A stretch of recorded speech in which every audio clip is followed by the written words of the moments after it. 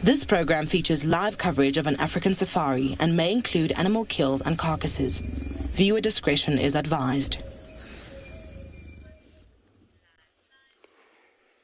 Good afternoon, everybody. Good afternoon. Welcome to Djuma Private Game Reserve, where now we got here the kudu, a small group of kudu, which they're also doing their best of posing, also feeding. And this is what it's going to be about this afternoon.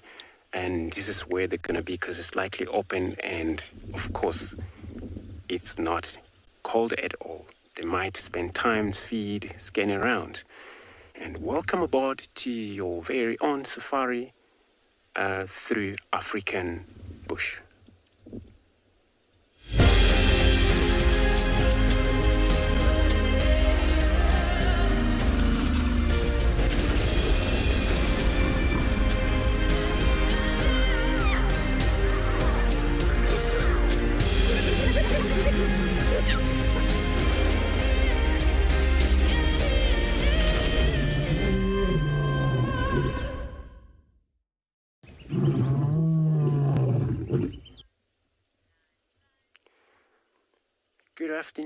Good afternoon again, everybody. Welcome to Djuma, a private game reserve where we now still sitting right here on quarantine with this magnificent, beautiful antelope as a kudu. They're kind of like a mixed up here now, where the whole antelope, they're going to be around, sort of like helping each other, looking out, where it's kind of a wind picking up. My name's Andrew. On camera, I have Dove this afternoon. And so this is where we're going to begin and look around. It's also important to find out what the impalas and what almost antelope they're about, because they're food source for predators, which then lions, leopard, and that's what we need.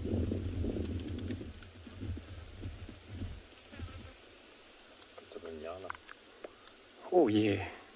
There was a nyala in the background, just like I said, it's kind of like a mix of antelope in this clearing, building up.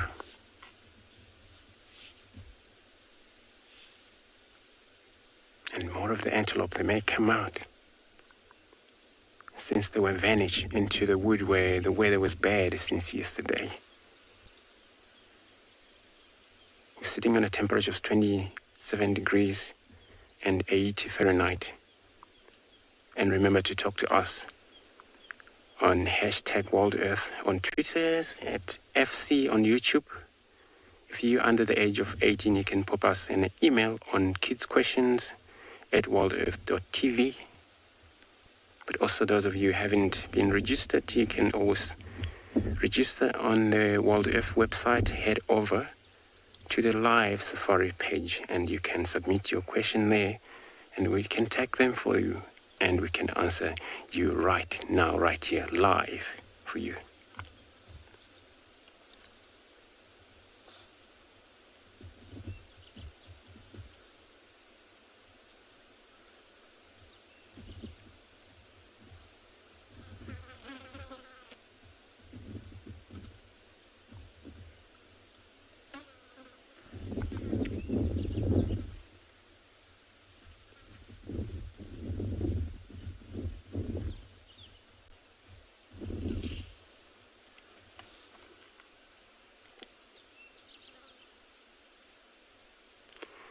We always talk about when we got an antelope all mixed up together. It's all about trust.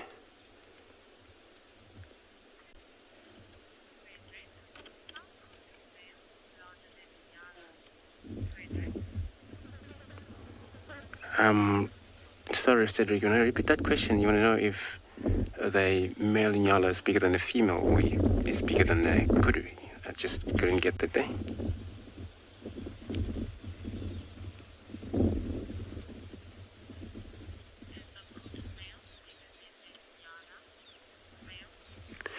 A kudu male bigger than a nyala, Cedric. Yes, kudu males bigger than a nyala, male nyala. Male nyala, nyala, they fairly shorter in size. Even the males, they don't weigh equally as a male kudu. So kudu is still way too big than a male nyala. but also applied the same way. A female could weigh even more feather than a female nyala. So a kudu, they're kind of like slightly bigger in size species compared to Inyala species.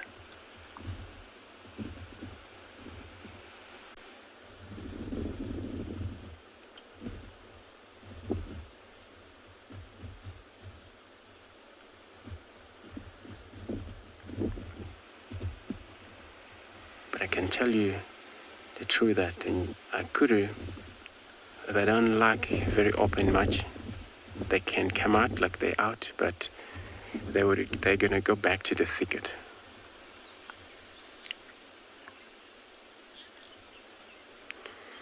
So, because this is where they got to be around and feed. So I'm going to be moving on, looking around here. In the meantime, I'll be sending you across to Juan.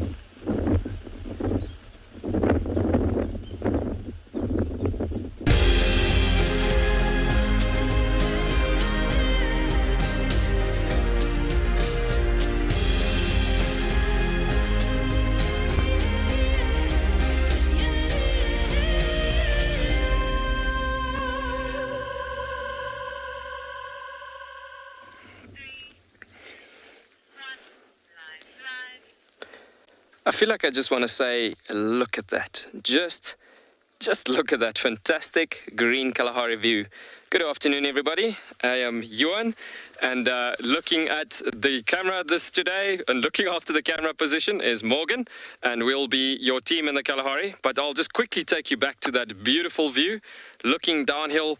As I was going to say, looking at that gorgeous particular spot down in the plains and everything, we have decided to come to the eastern sections of the reserve today, or eastern areas, shall I say. And as you can see, a very nice combination of mountains to thickets to a bit of the dune formation sticking out here, as the eastern parts of the reserve is a bit different, looking at the western sections that we've been in over the last 2-3 days or so. But yeah, the beautiful representation of the Koranenberg Mountains in a combination to the savanna, to semi-savanna woodlands, coming into the dunes to the savanna environment. So a nice combination in these environments. So gorgeous. Stunning. So our plans this afternoon is we are going to go look at and try to see if we can find some male lions this afternoon. So we're going to continue going further east, northeast, into those directions of the mountains, and then see what we can do out and about towards that side, and see if we can locate on those male coalitions, as we haven't seen them in a couple of days. So yeah, we're going to see if we can pick up on those guys. It'd be very nice for us to follow up. So yeah, in the meanwhile, let's continue going further down the road here and see what else we can see down this way. Follow us. All right.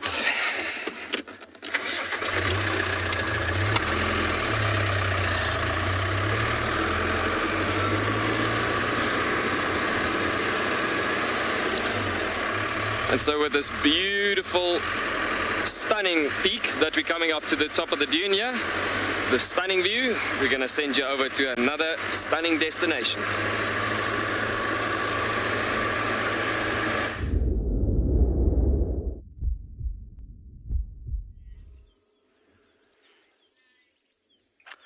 Well, welcome everyone to And Beyond Phinda Private Game Reserve on this very, very hot autumn afternoon rather.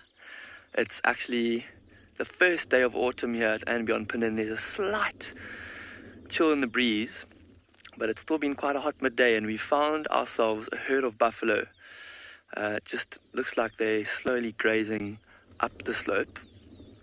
And I think that they might have been, might have been drinking water in the midday. But my name is Ross, and behind the camera today is Craig, and we are coming to you, as I said before, live from And Beyond Phinda Private Game Reserve.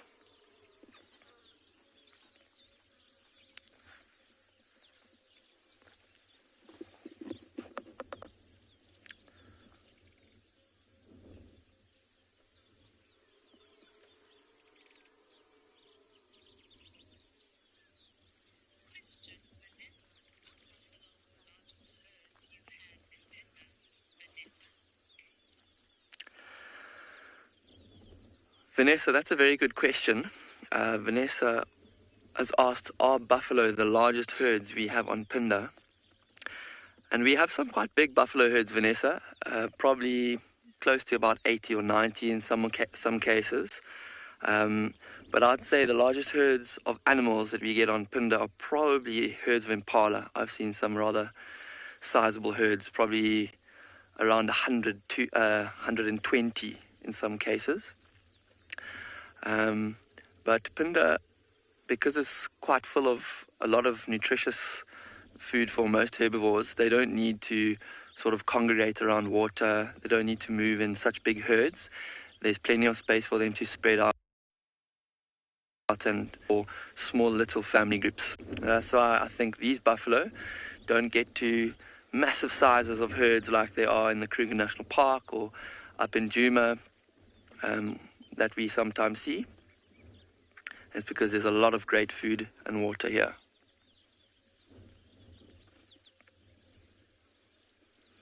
You see these buffalo bulls, or some of them are bulls, some of them are cows, slowly flicking their tails in the breeze. There's a lot of flies around them at the moment, and you can see this grass is very, very tall and lush. In fact, it's so tall we can only see the tops of these buffaloes' back. That's just a sign of the amazing rain that we've had this year. There is loads and loads and loads of grass for grazers like these buffalo and other grazers like wildebeest and zebra, and that's what they are doing right now. Most of them have their heads down and they are grazing, feeding.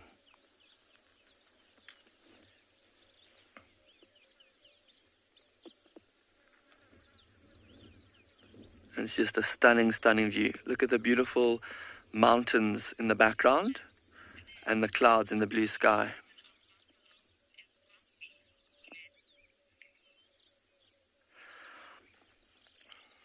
Well, Glenn, that was also an interesting question, but there are a few ways where you can tell that a buffalo is grumpy.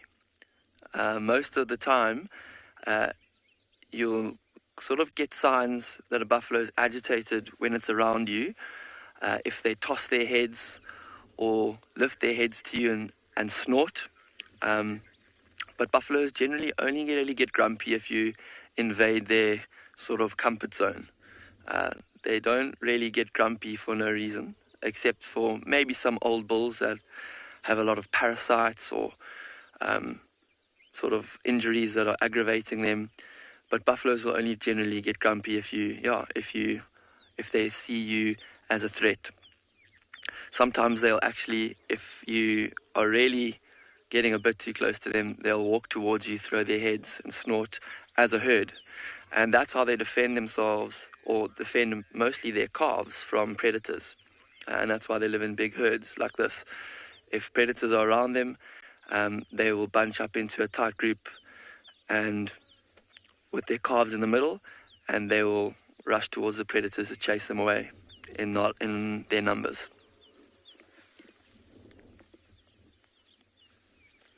You can see actually there's a buffalo bull there that keeps popping up his head every now and again, and I think what he's trying to do is mount another buffalo. He's probably one of the dominant bulls in this herd. There can be a few dominant bulls in a herd of buffaloes like this, but he's probably one that's one of the dominant ones that has mating rights with the females, and he's trying to mount her to possibly mate with her. Not sure if she's in estrus, so I don't know if he's going to be too successful.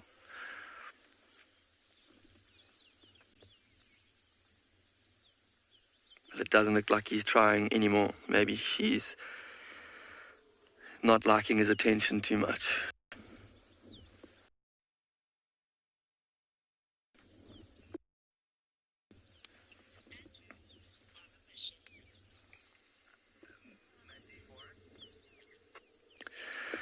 So I think our plan today is to hang around these grassy hills in the southern part of Phinda and see what we can find. Hopefully we strike gold for you this afternoon. But we are going to link you over to Andrew now, who's on a bit of a mission.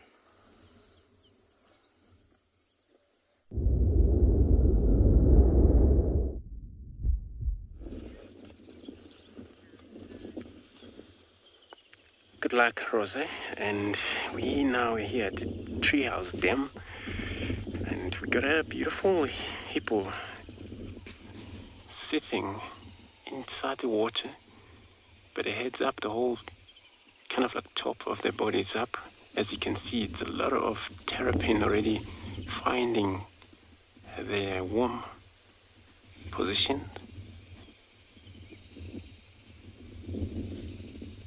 It's always incredible thing what you see back there, because hippos, they spend a lot of time in the water, but in the meantime when they're in the water, these terrapin, they do a lot of work around that animal, groom ticks, and they dirty or clean the animal right away. So whoever, not only hippo but rhinos, even these buffaloes coming lie down inside of this water, wherever is terrapins, they all visit that animal.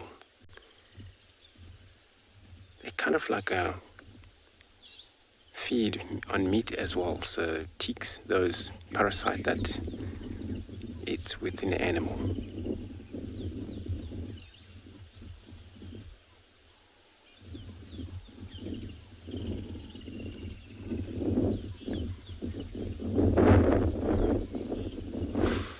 Again, you say this is so cool. Well, yeah, indeed it is so cool.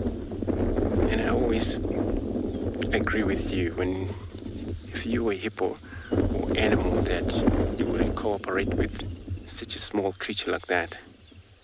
So it's all about working together as a team.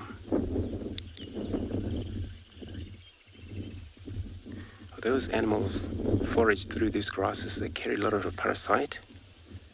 Hippo cannot groom themselves like other animals do, and they don't really use their rubbing post like rhinos and elephants or buffaloes or a warthog. They just carry those ticks back to this water and let the other creatures as a terrapin to deal with them.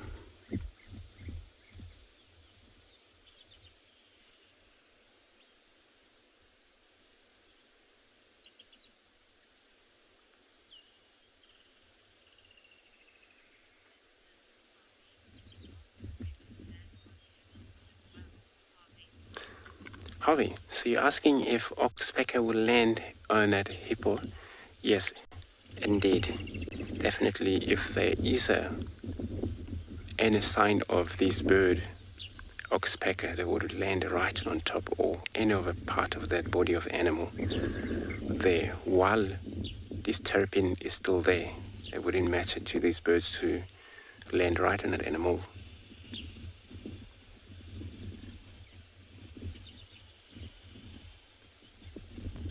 And the reason for that, they only deal with the ticks that are very visible. So they cannot submit down to the water to search for underneath part of that animal. They don't. Only this creature, as terrapin, will do that because they are a water animal.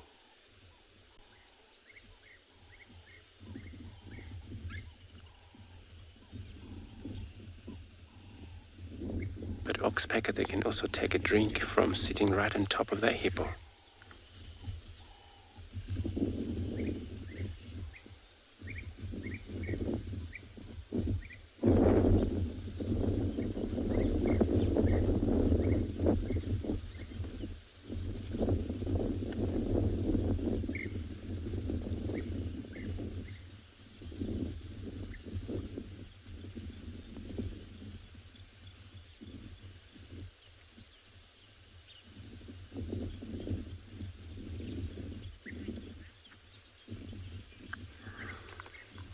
So we were busy doing our search here. Finally, we arrived into this waterhole, finding this hippo and this little creature sitting on top of him.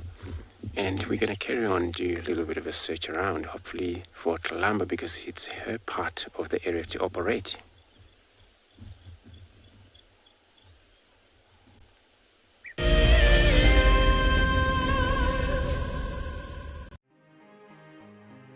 Hi, I'm Lisa. I'm here in Northern California. This is an Anna's hummingbird.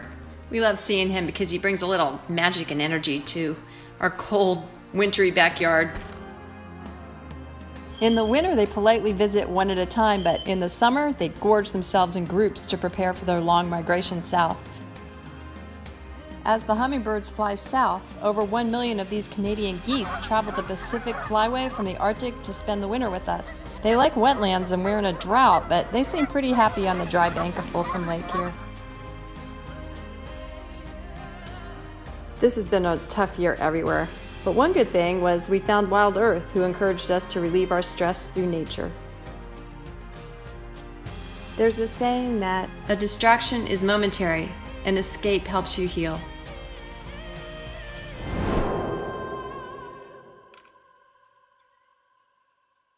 Being a safari driver requires some serious multitasking ability. You've got to be able to talk, look at the road, steer, and occasionally get the vehicle into the right gear. Do not crash into any trees.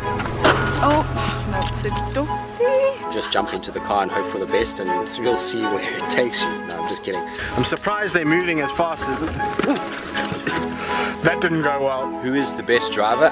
Well, me, of course, although some of the cam ops might disagree. I'm Nikki here at Ambion Ngala in South Africa. I love getting questions from viewers about all the small things within the environment and how it all is integrated with one another. If you want to ask me any questions, please simply register with the Wild Earth website, head across to the Live Safari page, and then post your questions there. I'm looking forward to chatting to you on my next Wild Earth drive.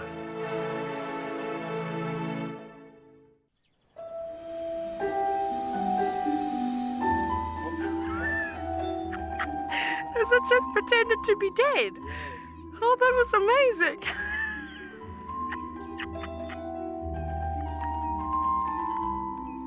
I can't. How do I it's like that is hands down the coolest. Expect the unexpected here on Wild Earth daily.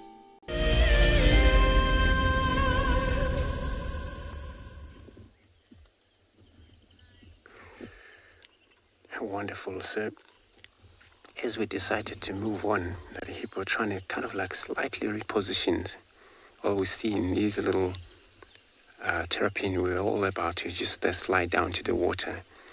But and sometimes the reason for that, because also a little bit of a head was up, so we all thought that maybe something approaching from the far side, where it doesn't look like anything, because it's still chill there again.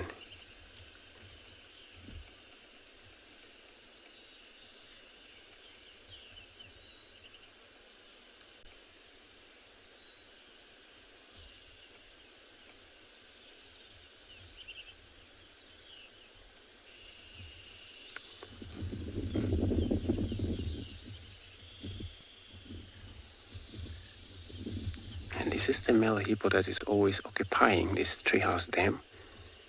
Sometimes we don't find him here, and then that means that he moved already out, or he hasn't returned back to the water again.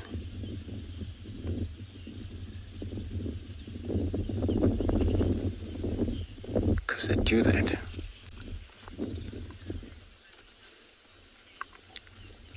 Okay, so you're asking if the terrapin are a good swimmer? Yes, indeed. So they do that. So a lot of time they wander at the bottom of the water.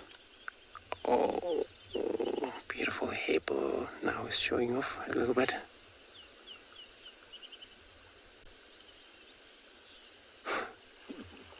It's just so impressive that it's probably going to change position, come our way a little bit. Yeah, they're a very good swimmer. They wander in the bottom of the water, sit around in a dirty mud underneath. And they'll eat on anything, worms. And there's a parasite, anything that they find in the water, dirty. And they'll feed on those. So they are a good swimmer.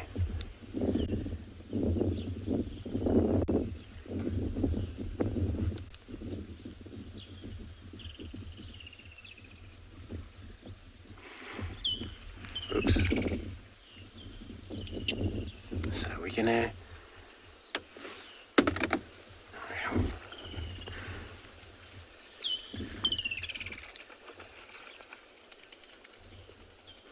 So there it's kind of like a little bit of a buff modifications.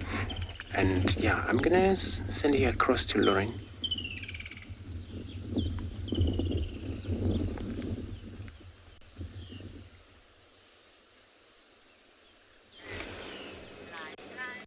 Good afternoon, everyone. Welcome aboard. I'm happy to have you all here on my safari vehicle. Look at the most gorgeous scene I have in front of me right now. A foal suckling. I haven't seen zebras in a very long time.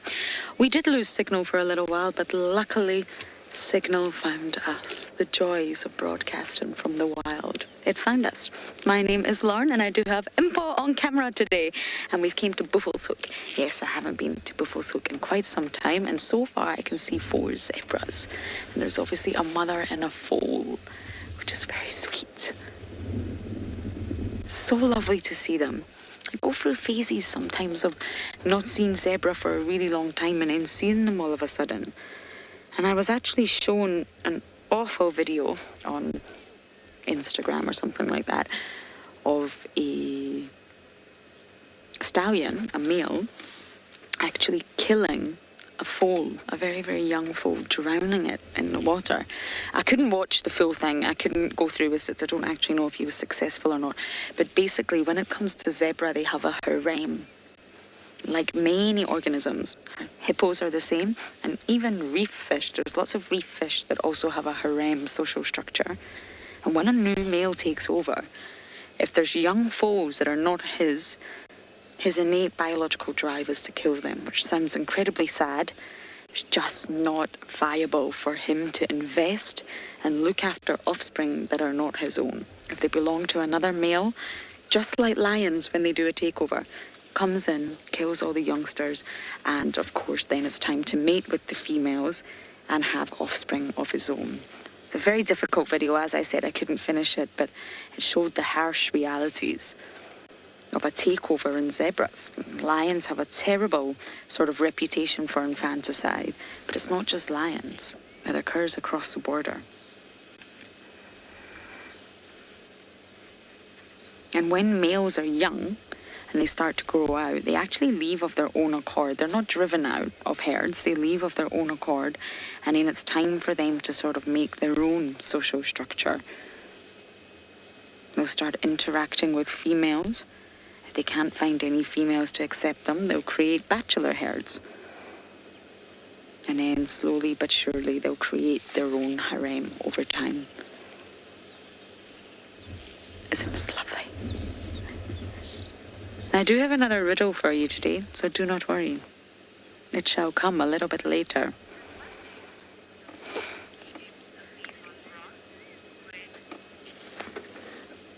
Greg, you're asking at what age will the calf be able to feed on grass? They're normally weaned by about 11 months, which is almost a year, just short of a year. But they will, of course, start to nibble, as with all species, on grass. It's a process. It's not just one day they wake up and they say, "Oh, no more milk, it's grass time." It will be a little bit of a process, but they will stay in milk for up to 11 months, which is quite a long time, considering they're born remarkably precocial. I mean, they stand within 10 minutes of birth, of arriving on planet Earth. 10 minutes. And then they're walking by 20, and they're even running to keep up with mom or the herd within the hour. Can you just imagine that? Little human babies running within the hour. Sounds terrifying. But they're very, very well developed at birth, the complete opposite of carnivore offspring. We call this precocial, but yet they do stay in milk for quite some time. They normally only give birth to one foal, so it's a high level of maternal investment. You won't really see a mare with more than one foal.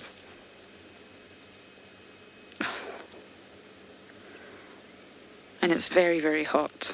I don't know if you've been told already, but the sun is well and truly out, and it actually starts to feel like summer again. Although I strongly believe we're going into autumn, and I use autumn very, very loosely. But I've been complaining about the rain and the overcast conditions, so I'm not going to complain about the sun. Okay, so I'm going to head and scratch around for Inselli that Andrew had this morning. Hopefully we can find her. And for now, we're going to send you across to another live location.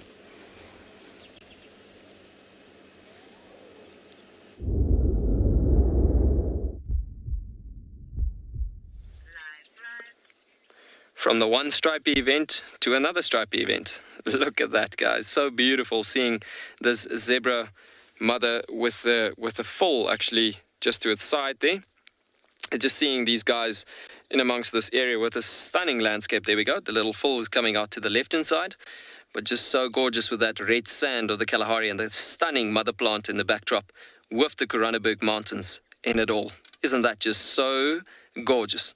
So there's quite a bit of a combination of animals coming together here, but as it's at that time of the day where the heat factor has risen so much that animals are supposed to get to a nice cooling down time and so on, so they are literally all reaching that point where they're all coming up to a nice waterhole for a good drink.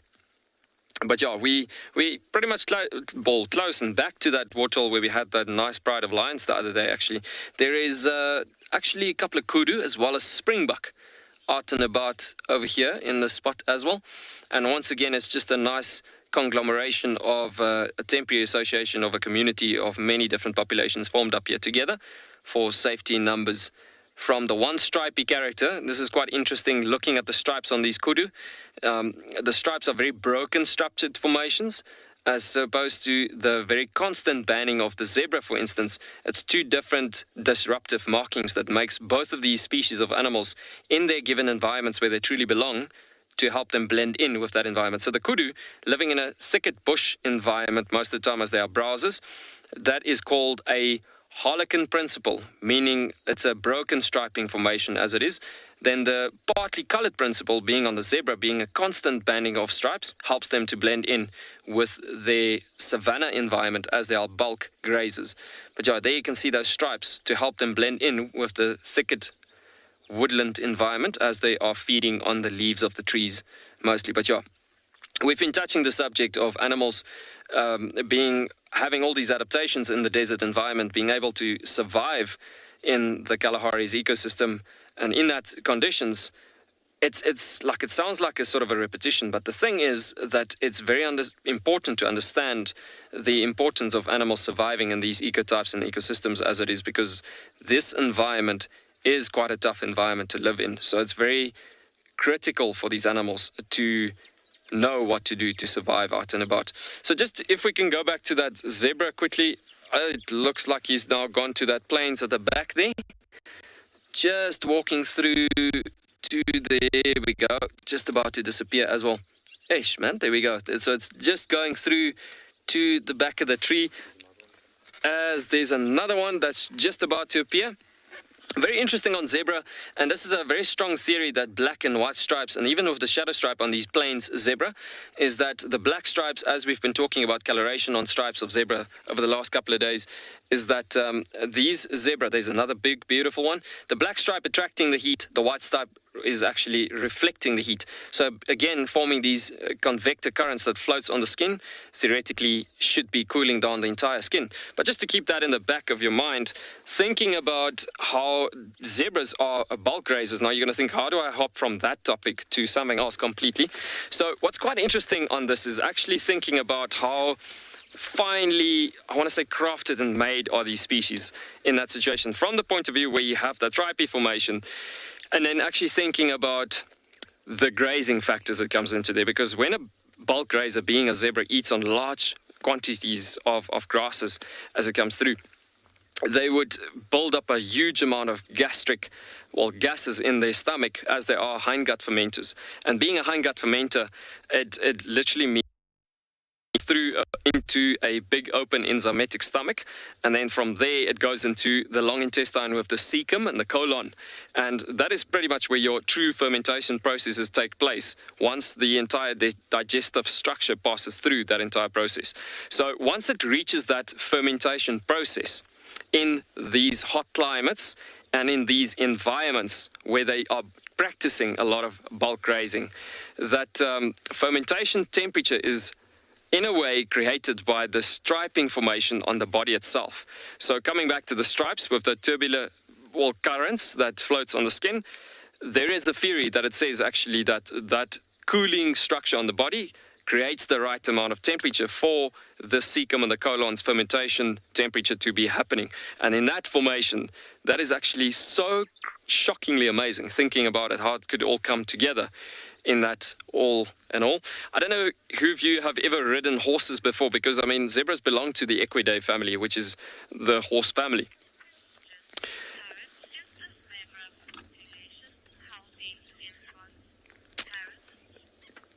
I hope I got the name right there, but there's a question that's just asked. It's Taryn or Karen? Karen, my apologies. And so the question was, is the zebra population on Tswalu very healthy? We're actually consisting of 2 zebra species in the Kalahari, being the Hartmann's mountain zebra, being in the mountains and the hills. I'm actually looking around and see if we can't really see some of them present at the moment at the given position where we're at. But yeah, and then you get the plains zebra, which is the common zebra species that you find all over Africa in many different destinations. But yeah, having 2 of those species, yes, their populations are doing pretty well, especially the rarer one, which is the Hartmann's mountain zebra. And as we were talking about the cooling mechanisms and the theory that goes around to the striping formation, that is why we could even get 2 species of zebras in the Kalahari, as it is. But yeah, coming back to that, following around springbuck, and looking at your indicator species, and especially following along with other indicator species coming up to a water point where they're following each other around, number one, for your indicator species like selective grazers like wildebeest and red hartebeest and things like that, to actually, and even following the springbuck, because the springbuck being a proper desert antelope, they are also in a way showing to the bulk grazer, which is the zebra, that there's a good area that they can feed on and good value in nutritional value for the plants and the environment. And obviously from a grazing point of view, they could follow springbuck from that point of view. So then, yeah, when they're following around these indicator species and coming back together and at the same time being safety in numbers, they are building a lot of gases from that big gastric stomach. So as I was saying earlier on, trying to explain about if you've ever ridden a horse before, horses, when you ride them right in the beginning of the ride, it sounds like they, excuse me if I say it like this, but it sounds like they're farting a lot in the beginning. It's just the releases of gases in the beginning. And yeah, it's just how it goes, because that's how they build up a lot of gases. But yeah, part of the digestive system as it comes through. Really special looking at that views again, at the backdrop there. But yeah, nice to come through this area and having all these different species of animals as we drive through.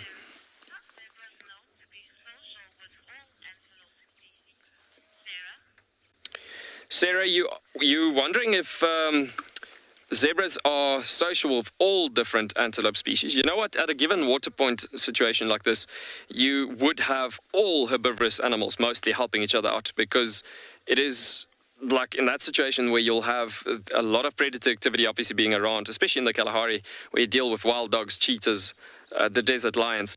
All of these characters plays a huge role, and some of them are really good hunters. So wherever there's a huge amount of predators, you will always find herbivores helping each other out. So yes, at a given water point, for sure, they will always combine up in a helpful system like that. But you will find that mostly the indicator species situation where you'll get like red hartebeest. If you think about documentaries that you might have seen before on TV, if you're thinking about the Mara, Kenya, Tanzania, areas like that, you would always find, red hartebeest or blue wildebeest, or even in Botswana, you'll find the brindled canoe. Well, actually, sorry about that. Actually, talking about the migratory routes and Kenya and Tanzania, talking about the brindled canoe, those wildebeest, also part of that selective grazer species, they will mostly be found being social with those selective grazers, becoming the indicator species, showing and indicating where the good food resources are at. And then only it becomes a situation where it becomes safety in numbers from that point of view.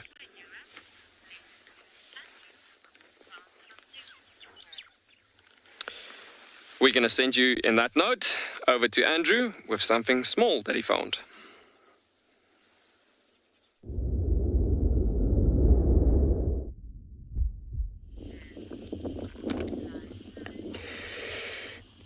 Thanks, Johan.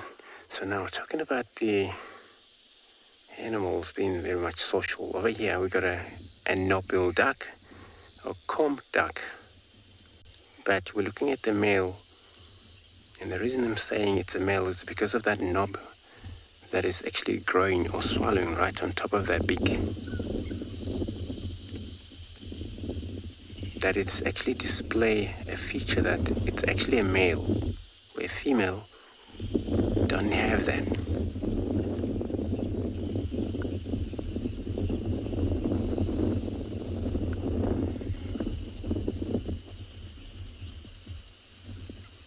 And sometimes they are also where female get around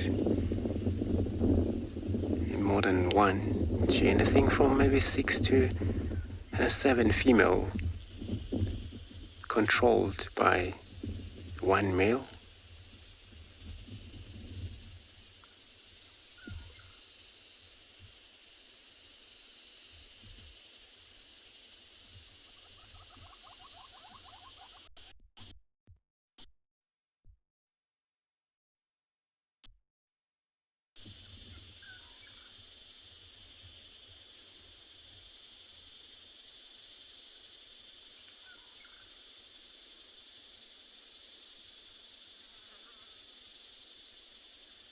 It's doing kind of like a little bit of a display on their wings.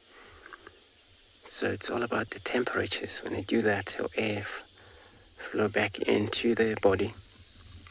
Just spend a lot of time in the heat.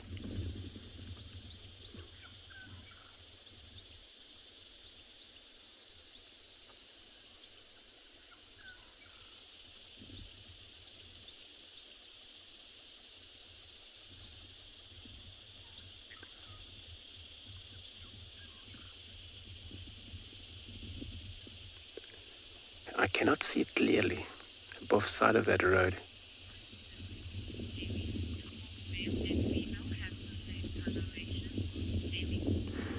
So Demi asking if male and female the same coloration. So male tend to have very much metallic, as you can see those wings, but less on the females.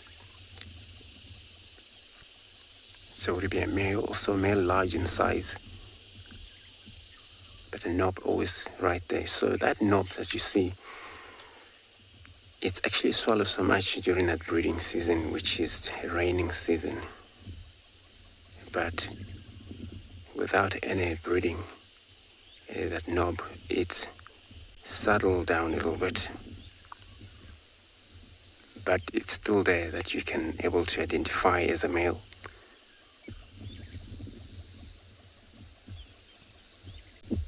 So we're on a main road over here. We're actually experiencing a lot of vehicles passing by every now and then.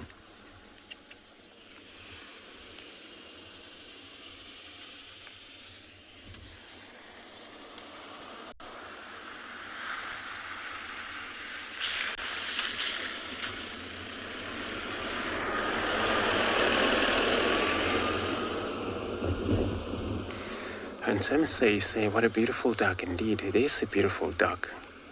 And they come out over here when it's this time of year where it's wet for their own benefit, or feed, also breed.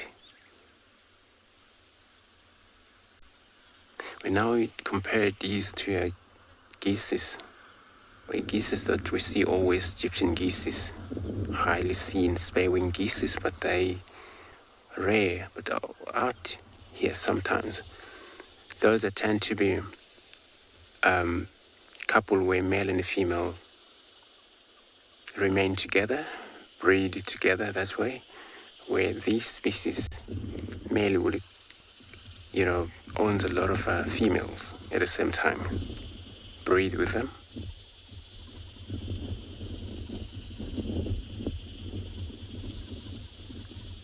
But you do find the males alone sometimes when the females are out of reach, where maybe he just lost a fight and the female been taken.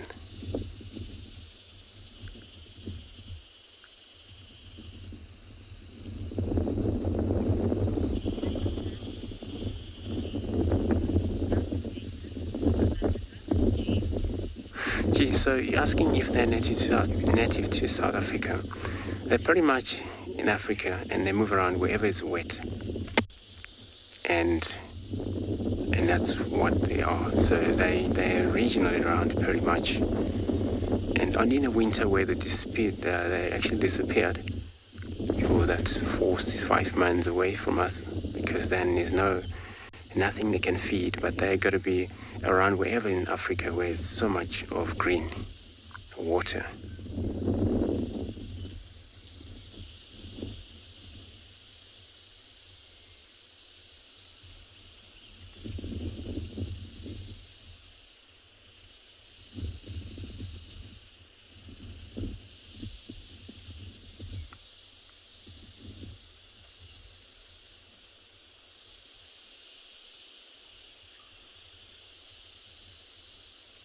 They also do make sound, but they're not actually very noisy like Egyptian geese that we know of. They actually like to be very much silent bird.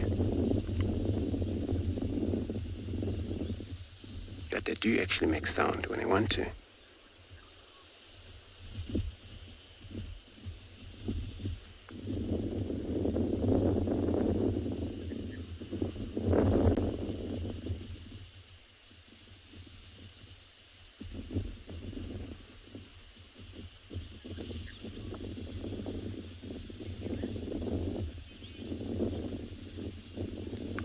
So I'm going to carry on, search around. There's a southern boundary. Got to remain between them. Hopefully for Talamba, but there are no tracks yet. And hopefully we get something to show everybody along the way.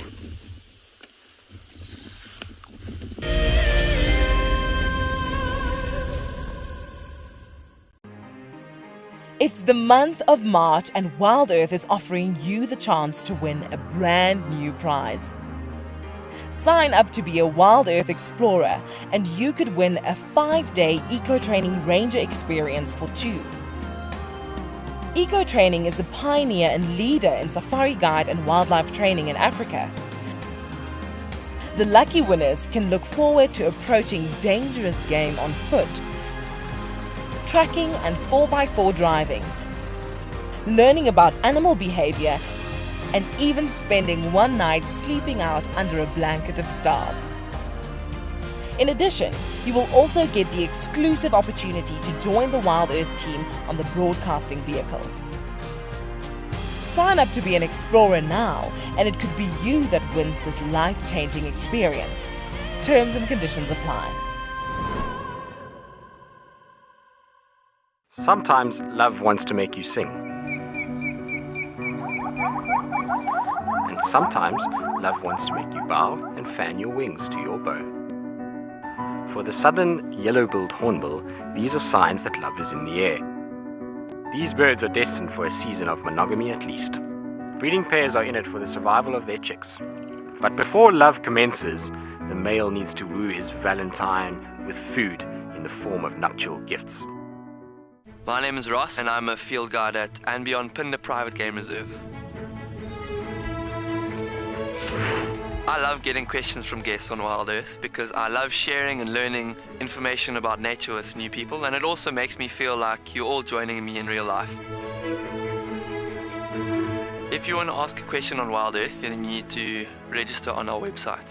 Once registered, go to our live safari page and submit your question below our live feed. Hello, boy. You are a monster. And he's coming right up to us. Hello, boy. Oh, settle down. Settle down. He is very, very close. He's pushing his trunk against the car. You can feel the car moving. Hey, hey, hey, hey. Stop that. Expect the unexpected here on Wild Earth daily.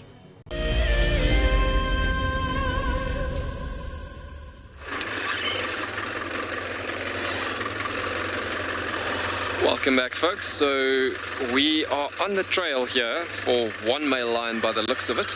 We just tracking into this area and just seeing if we can locate on this guy. So we slowly but surely trying to figure out, we are on the tracks here. We're just trying to get a visual on this guy. Hopefully we get him pretty soon in this spot. So we're just taking it slowly and easily, driving through this area as we're trying to trail here. But on the other hand, look at that gorgeous view once again. Tswalu's just got such a huge diversity of different landscapes coming through here. And just seeing this area and environment, it is so beautiful. So I'm literally just trying to keep up on these tracks. Shouldn't be too far from this location. Tracks are looking pretty good, like from this morning still.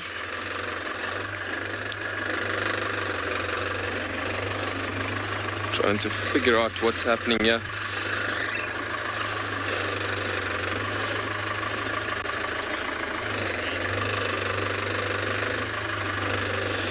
Kyla, you're asking why does Tswalu have black-maned lions? So it's actually part of the Kalahari bloodlines that you get in Tswalu, in being part of the southern green Kalahari region. And it's just part of their bloodlines to be actually having that coloration on the manes from that point of view. But yeah, the bloodline, or the genes that the true Kalahari bloodlines have, well, the genes that influences coming all along from the bloodlines will influence the pigmentation of the fur itself and so on. And it looks like this male might have moved a bit further. But yeah, anyways, so that black manes is just part of the pigmentation influences that happens from that point of view. So you get to that point that your Kalahari lions are just much darker in color, especially the males. The males are very, very pitch black in color on the manes itself, as they've got actually quite beautiful pitch black dark manes. Just want to have a good look here over this dune top here. Right, let's continue going. Just want to pull through this area. See what's happening here.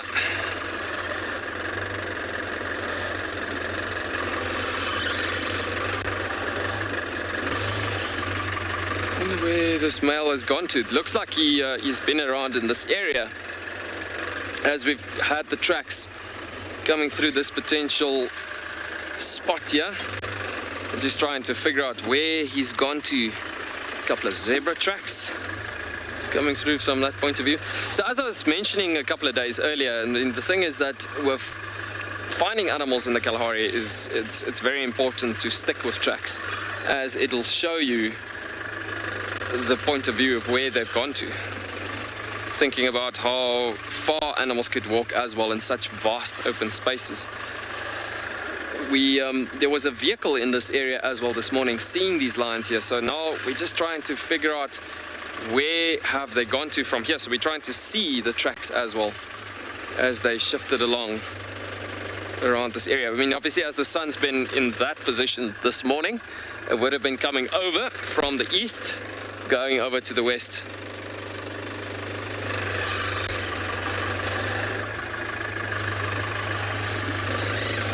So yeah, during the sunlight's time, obviously shifting during the day, they'll just shift in amongst these bushes along with good shade and so.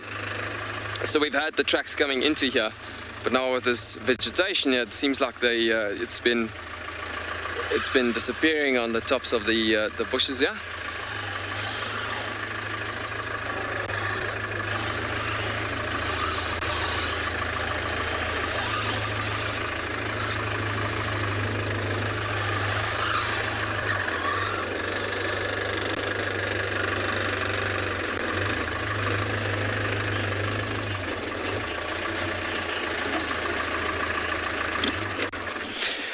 You know what, Katie, you asking if it could get confusing when you look at the manes and judging the ages on them and so on. You know what, with the coloration of the mane itself, it doesn't really matter with the coloration. Yes, the Kalahari lions, they actually get to a point where after about roughly, let's put it this way, after about 4 years, they get really nice coloration on the mane coming through, especially around the chest and so up to the neck and so on. But yeah, when you look at the bigger picture, being the difference between your real Kalahari bloodlines as opposed to your African lions, your normal African bloodlines that you get, your savanna lions. It comes truly down to that situation that the mane itself will be more the dictation on whether it is a male being a bit older or looking at the age from that point of view. When you think about the bigger picture, it's all about the mane, the body height, how much the mane and the body has actually progressed into growing into a bit of a bigger size and so. But yeah, it pretty much comes down to that. We're going to continue looking for these tracks around this area and just see where we can pick up on this guy. And yeah, see where we can follow up furthermore. We've kind of lost the tracks in this particular area here. So it's gone further west. We just need to pick up on these tracks. I think the possibilities are that they could have been shifting up towards those tree lines over there. So the other thing is I just want to listen as well and just hear, because it's a coalition of 2 males that was in this area this morning. So we're going to just continue listening and trying to figure out if we can't get some audio as the males might shift around in this area. Just because of grooming, for instance, it could be happening, and there's some licking and yawning and moaning sounds that could come out of that as well. As it's the right time of the afternoon, we just had a temperature drop in this area as well. So yeah, let's continue. I want to just get back to the road here again, quickly just to see to the other side what's happening here.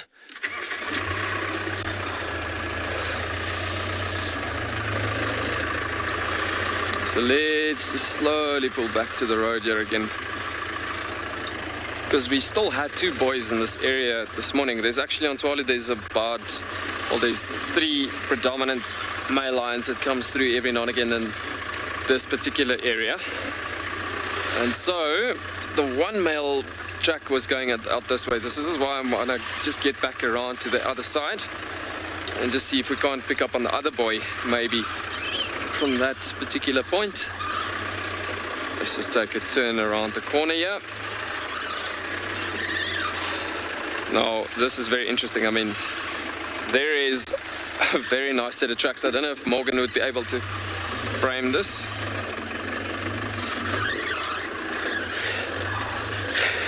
Deepak, you commenting, you hope that we're finding it before it's finding us. I do agree. I just want to shape and position these tracks here quickly.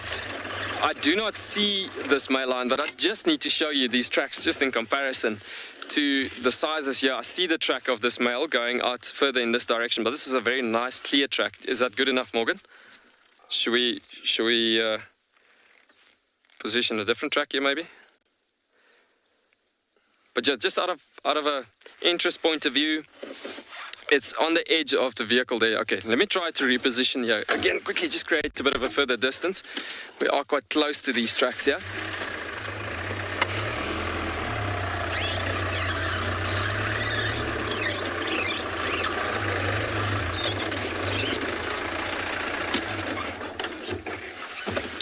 Right, so now I don't know if my cable would reach here, but yeah, let's see.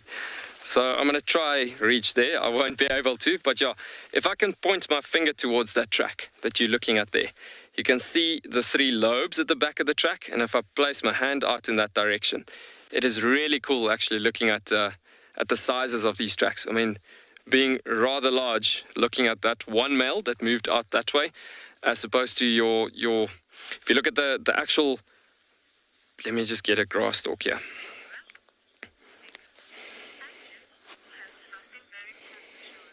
So if you look at the back section of the track there, you're looking at that point of view where it's coming through over there to that back section. That's typically your average male, on average, lion sizes of tracks that you're looking at there. Whereas if you look at this boy, it's like almost twice the size of your average lion track size that you're looking at there. So very nice actually looking at these Kalahari lions being so rather big. We spoke about it a few days ago where Kalahari lions have got really big tracks and big feet just to grip on the dune sand and everything like that. But yeah, we're going to send you back over to Andrew.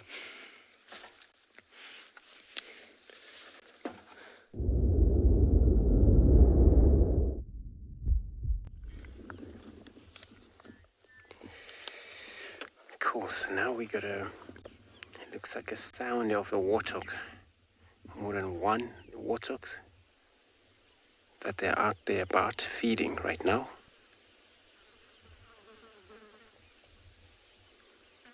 So sounder, that's a Naos collective of a warthog when they're together. Because indeed they do form a group of up to 7.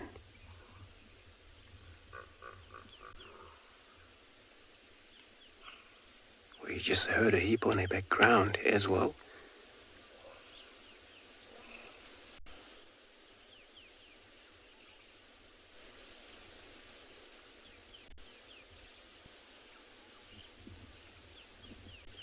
So they will be running around because they look like they all just not really all full grown yet.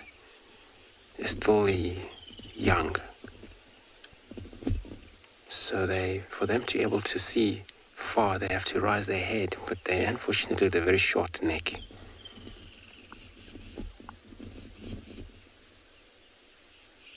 And the grass is so tall.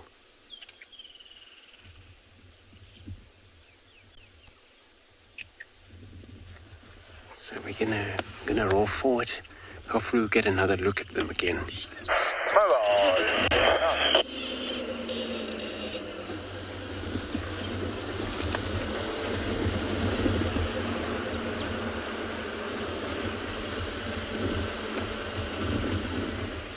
There they are.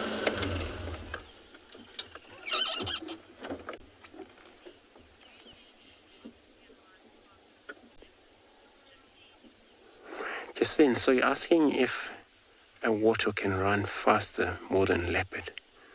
A warthog, they're fast, but the thing is, with a leopard, they don't really chase for that long. So they're one of these cats, they would ambush for prey, and they take their own time to get target closer. And then once they pounce, they're in it. But running straight away, warthog would be even slightly faster than a leopard. Also remember, leopard can only reach up to about 100 yards in anything like 60, 70 kilometers an hour. Where those animals that are running away to save their lives, they can even more than that.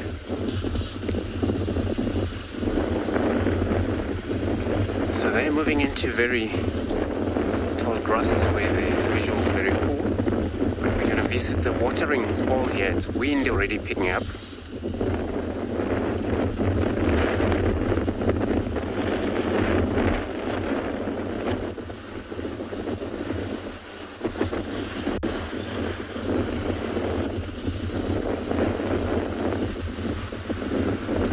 And we just heard hippos grunting about.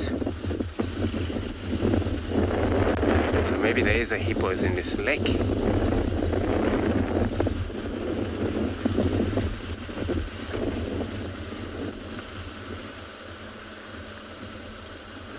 You know, I think I understand well. They're asking, what do croc eat?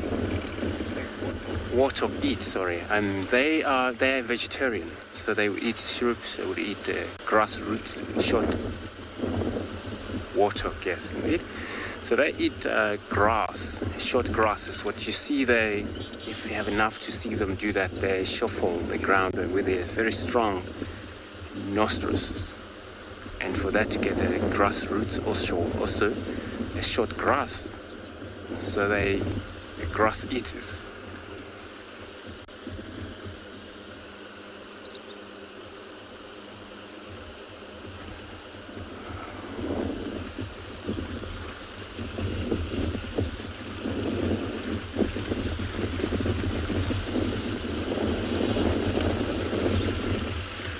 So I just arrived into this very beautiful lake over here, Chituchita Dam, and then hoping to see there's a hippo that we're communicating about.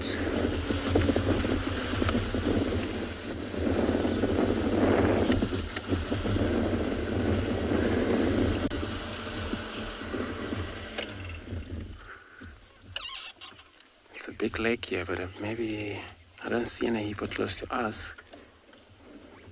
Could be that they're still submerged, where they can do that for 6 to maybe 7 hours. 7 minutes, sorry. Underneath the water before they can take a breath again.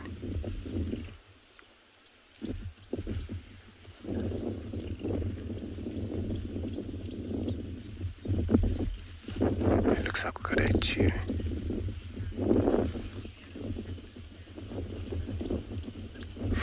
Sorry, you want to repeat the question again?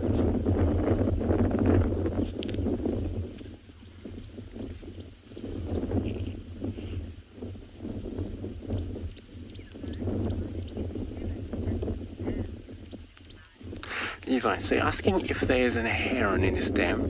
The last time I saw was a few of a heron here, a grey heron. But I'm not sure today, so I'm gonna go close to those hippos, and then hopefully we get a water birds around us. Hopefully we get those heron, but I don't see any right now. But usually there is.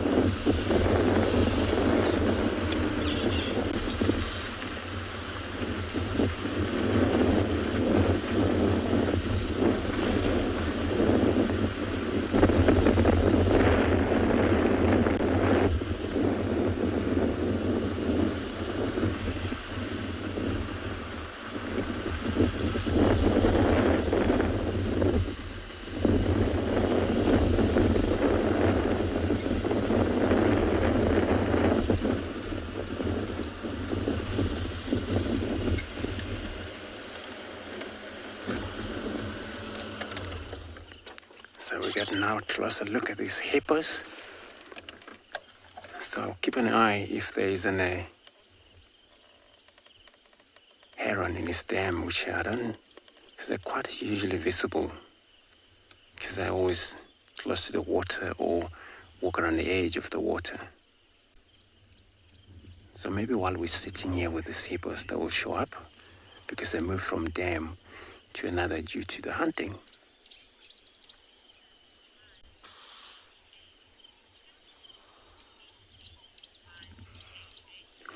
Mile, age 8, so you're asking if the hippo eat meat. That's very rare. I heard of a story where the hippo was actually seen feeding on a carcass, but they're vegetarian. They eat grasses most. They eat short grass. That's where when they get out of this water, they wander around far from here to get their special diet, which is short grasses, where these grasses grow mainly around a mound.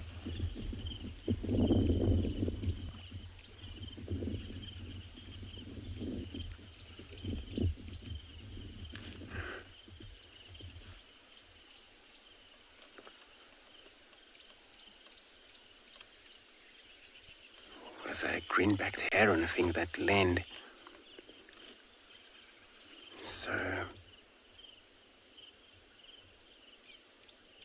they kind of flight around here, these green-backed heron, because they hunt same as the grey heron. They search for frog species as well, but a tiny small one.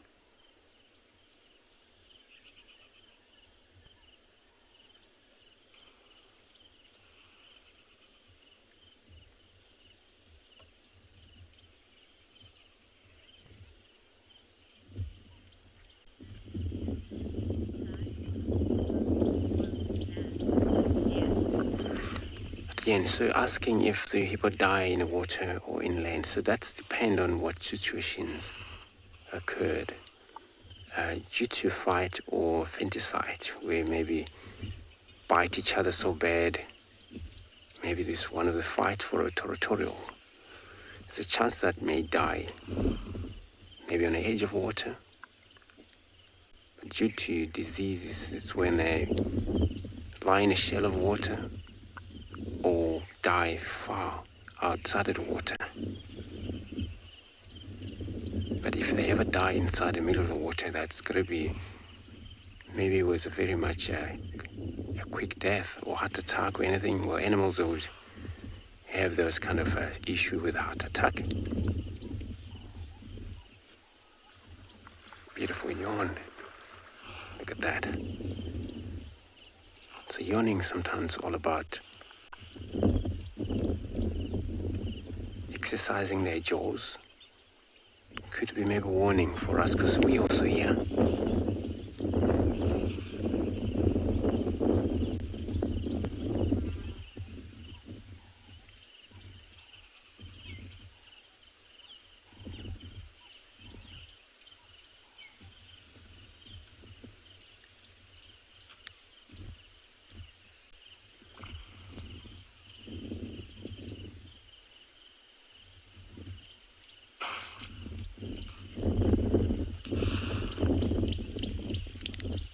So cool that they say they have a beautiful, such a small ears. You know, compared to the rhino, where these guys have very short ears. So their hearing hole, it's kind of like always open when they not submerged into the water, but when they go down back to the water, there's a little system where shut the air passage or the hearing passage, and that is the water can flow back into the eardrum.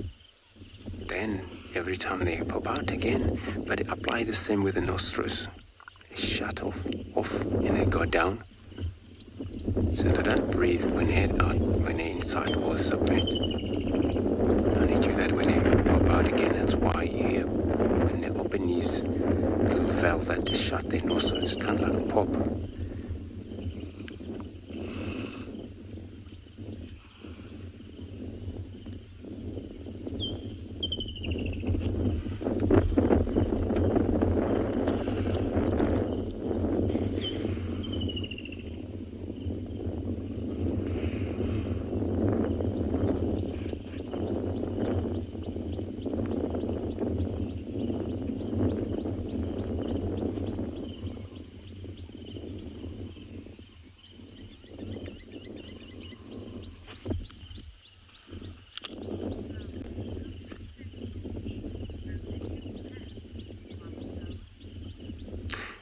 A wildflower. I heard we were asking how many sets of teeth or teeth. I'm not sure. Maybe 30 over 30, somewhere to teeth. So I'm gonna double check, but I think is anything above 30 of his teeth. But also include these prominent. The tusker is a weapon. Those are huge teeth or modified tuskers.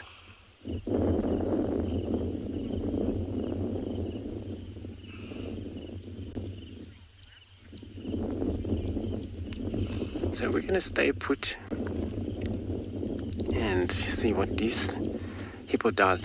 Maybe it's something that will arrive into this watering hole.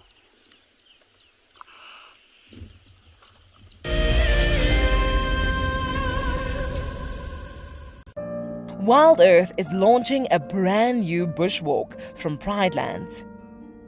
With a slew of potential dangers lurking, it's essential to be aware of your surroundings whilst walking in the wilderness.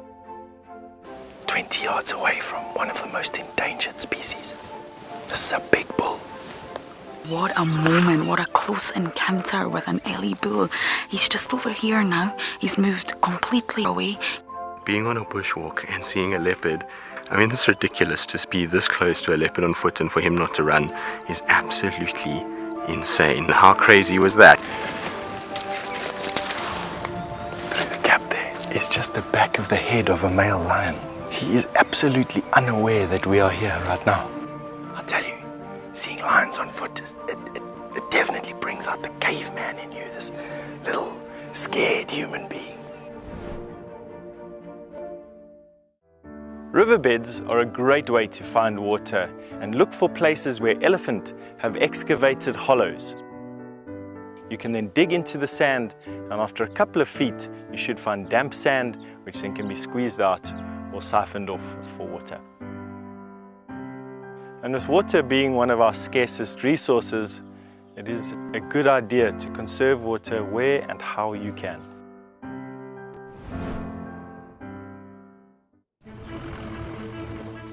My name is Taylor McCurdy and I work for Eco Training. I love hearing from all of the viewers. However, I particularly enjoy those of you who have been watching for a few years. Your questions are just so advanced and they really get me thinking. If you'd like to ask a question on Wild Earth, you need to register on our website. Once you've done that, head to the Live Safari page and submit your questions below the live feed. Guys, just watch what's happening. See, watch the elephant, watch the lions. See, the first ones to run are the cubs. Can you see them? They are right here. I'm not sure how scared you were, but I was quite nervous. But absolutely incredible. Expect the unexpected here on Wild Earth daily.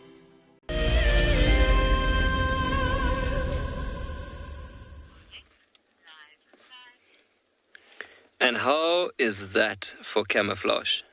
Can you believe it? We had to get off on foot, had to look at some tracks. We eventually found some more tracks and almost stumbled across them as we were about to get off the vehicle for another set of tracks. And there they are, right next to us at that last given point. But yeah, finally we got them. These beautiful, stunning, pitch black maned animals as we spoke about it a bit earlier. And there's the other boy a bit with his head in the sun, but quite a bit of a clear spot here in the grasses actually, but yet so well camouflaged with that bodies in these grasses. But yeah, stunning to have actually found them in this spot. It was a bit of a difficult find, but yeah, we finally found them as we came across to the area further south of this dune that we were tracking up on. But yeah, I'm so glad that we could find them now, because I mean, we're going to spend majority of the afternoon now with them in this position. We're going to get to see many different behaviors, most probably where they'll get up a bit later as they're going to groom each other a bit and see a bit of different behaviors coming through for the afternoon as well. But be very special to be spending time with these cats, being such a rare species to be sitting with, as lion populations are dropping so much in Africa. As from that, speaking about it from that point of view, thinking about the Kalahari lions being very, well, the true bloodlines occurring in their true areas, which is a very, very rare situation to be with. So yeah, I'm very glad that we got them finally on the screen after a couple of weeks. But yeah, stunning to see that they've come a bit further south out of the areas from the north, and that we could actually get those stunning pitch black manes out and about. But as you can see, very well camouflaged and fast asleep at the moment, as lions can sleep a good 16 to 20 hours a day.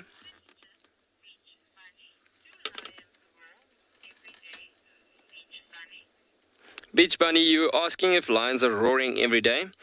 You know what, lions overall communicate very quietly, because they don't often want to attract other predators as it is.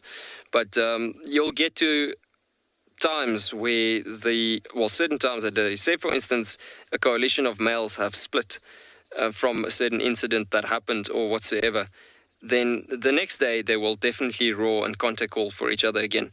But at least about 2 to 3 times a week, I'd say, within 7 days. And but yeah, they try to make the noises as minimal as possible to attract as least predators and scavengers as much as possible, if I can put it that way. But yeah, lions don't need to roar every single day. Lions that roars every day, well, that needs to roar more so over as opposed to others, is the territorial males, like these males in a coalition that runs this entire area, that needs to place it out there and put it out there saying, this is our land, this is our landscape, this is our territory, and we're dominating it. So at the moment of this coalition of 3 males, there's only 2 of them here together. One of the boys are most probably gone off into a bit of a different excursion.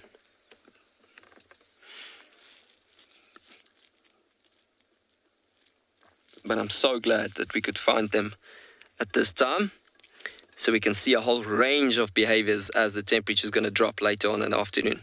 Took us a while, but yeah, finally, there they are.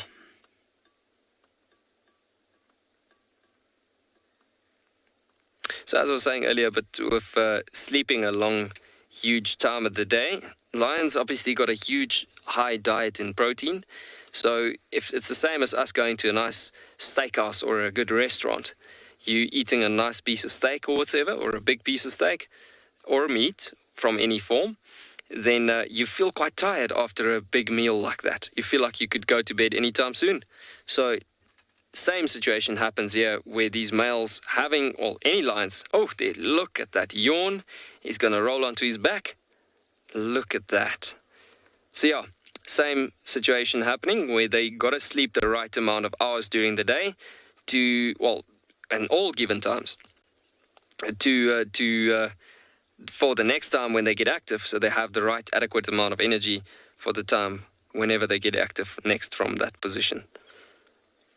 Burning unnecessary energy for Kalahari lions is very, very important, that they do it at the right rate and time in that formation. At the end of the day, the conditions are looking really good at the moment in the green Kalahari, but then again, still we're in a desert environment, so they still need to think what they need to do.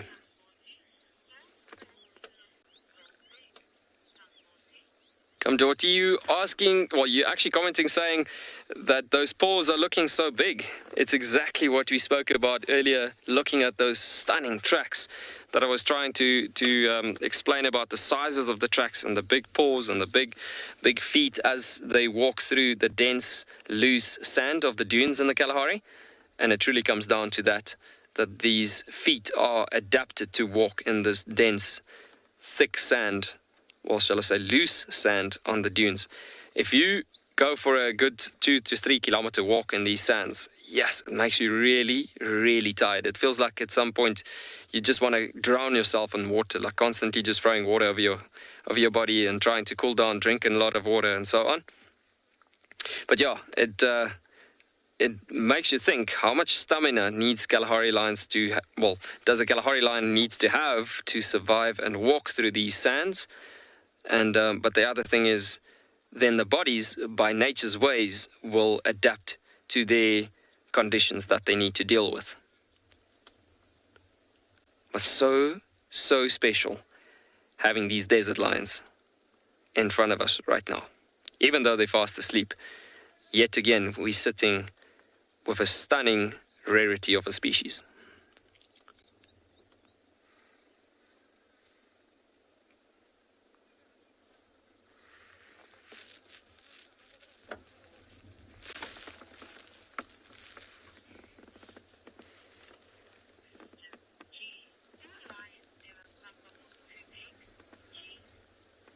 G, you asking if lions ever will suffer from toothache?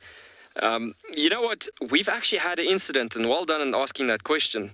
There was an incident about it's actually, if I remember correctly, about 4 years ago, that we had one of our male lions that I don't know if somebody has explained about, I've spoken a few days ago about a certain plant that is called a devil's thorn, but you get another one in the area called devil's claw. And so that one, coming back to the lions basically, one of those devil's claw seeds, it's a nasty looking seed with, the covering and the shell of the seed is like hooks that's covering the actual seed. It's about the size of a tennis ball. So, excuse me, what happens then is that, what happened at that given time was that the carcass that this particular male lion was feeding on, that particular devil's claw seed hooks, thorns, shall I say, was stuck in the carcass, and he bit into that and literally broke one of his teeth. And yes, so lions could get toothache happening. They could get pain in their jaws even. So this particular incident that I was talking about, it happened where he bit into that thorn, and we had to get a vet in actually to save that animal's life, because after about a week or so, he was battling to eat furthermore. Being given that it's endangered species, well, not endangered species, but rare species of the particular lion population, we had to get a vet in that formation to try to get that animal safe. So we had to actually operate on that animal. And luckily he made it and survived it full on. So yeah, lions could get toothache and are physically been part of a saving of a species. Being part of an operation like that, thinking about how animals could be picking up on certain incidents in their lifetime. Yo, this guy is just so much out for the count at the moment.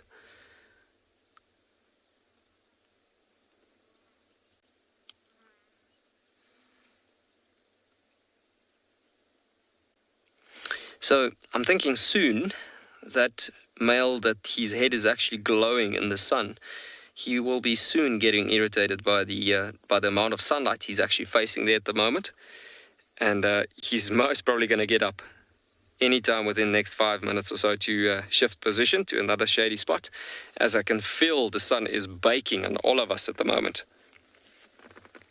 And yeah, I mean, so he will definitely shift position over time. And the tree that they're actually lying at is not really that dense, not that big. So it's actually in a point in time that their amount of shade is going to disappear after a while. And they are most probably going to get going to a wattle that is just on the other side of the hilltop here. As you can see, Morgan has just framed the small tree there. But just look at that, how much they're blending in, and the grasses in this environment. It's crazy. Like if I say to you that I was about to get up for another set of tracks, just making sure where the tracks are heading into, which direction. I was just getting off and then suddenly they were there. Charlie, you're asking, are lions able to adapt to any environment? Yes, for sure. You could get other lions in Africa that, well, the normal African lions, savanna lions, that could be adapting to their changes of conditions. Remember, the thing is that lions are wild animals like many other wild creatures in the wild. And animals will adapt. Look at that tail coming up there. So animals will adapt to their conditions changing in nature. But it is always just better. And that is why Tswalu is always focused on this particular Kalahari species of lions. Obviously the bigger species, the lions that occurs in the desert, to just have them out here, because that keeps the bloodlines clear, keeps it clean, and pure, being pure desert lions, being the Kalahari lions from this given area. But yeah, any lions are able to adapt in any certain areas. The difference is that if you bring in lions from a different location, from any given area, like let's say you come from any reserve in the eastern part of the country or the northern sections, other northern sections of the country, and it's a tropical region, for instance, especially from KwaZulu-Natal side or so, you could easily have those lions taking a few months to adapt to these climatic conditions that happens, especially temperature-wise, the swap over of temperature, the dramatic changes of temperatures during the night and day and so on. But yeah, the thing is that it will take them a while, but eventually they'll get used to it as well and noticing how to live out here. Yo, these guys are just so out for the count at the moment, and which is obviously the reason why we were battling so much to find them.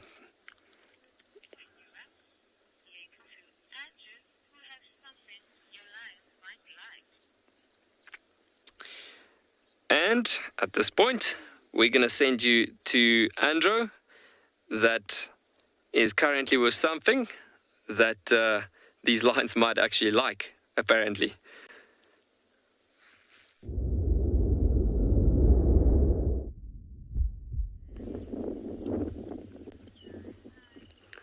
Joanne, Thanks for that. Indeed, yes. This is one of the very good food source for the lion. You might maybe want to hunt them. When you see all a group of impala grouping up into this open area, it's all about that. They're also adapted to the very much dry or warm environment that is in this area for now. But there we've seen also there is one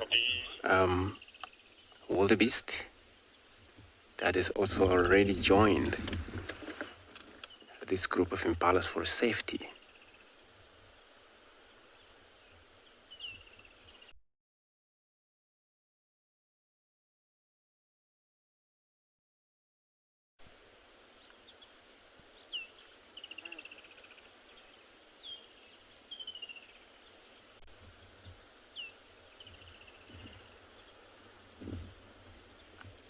So for the wildebeest, a blue wildebeest, there's a system so that dominate.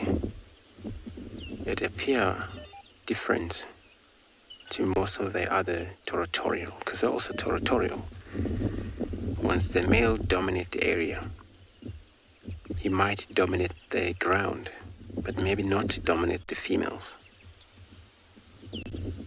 Because the female, they roam around in and out of his range or territory, enter his ground, visit him, but there's a time they may leave him, go somewhere else.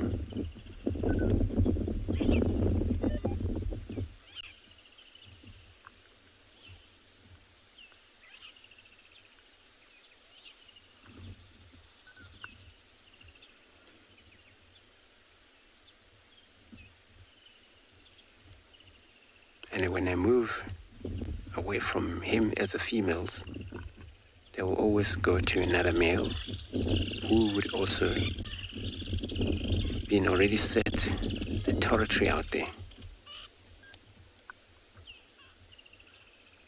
And they will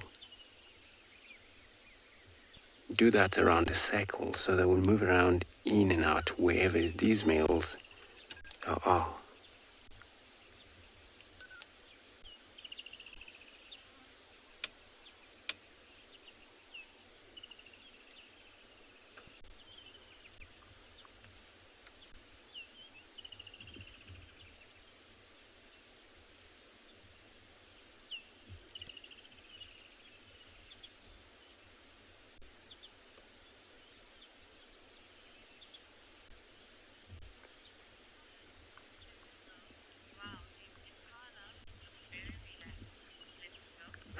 Leopard Call, so you're saying this impala very relaxed? Yes, indeed, they are also relaxed over here.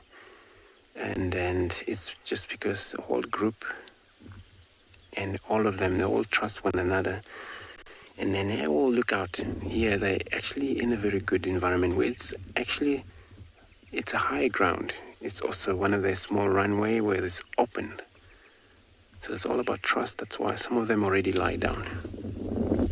There was one of these young one that just born November, December.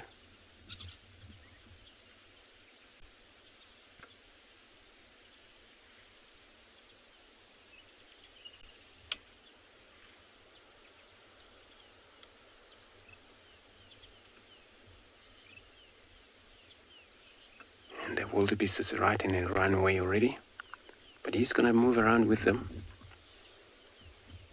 For now, because he's out of numbers, so the girls have moved away from him. But there's a time they will turn back to him. Then he will be no longer following these these impalas.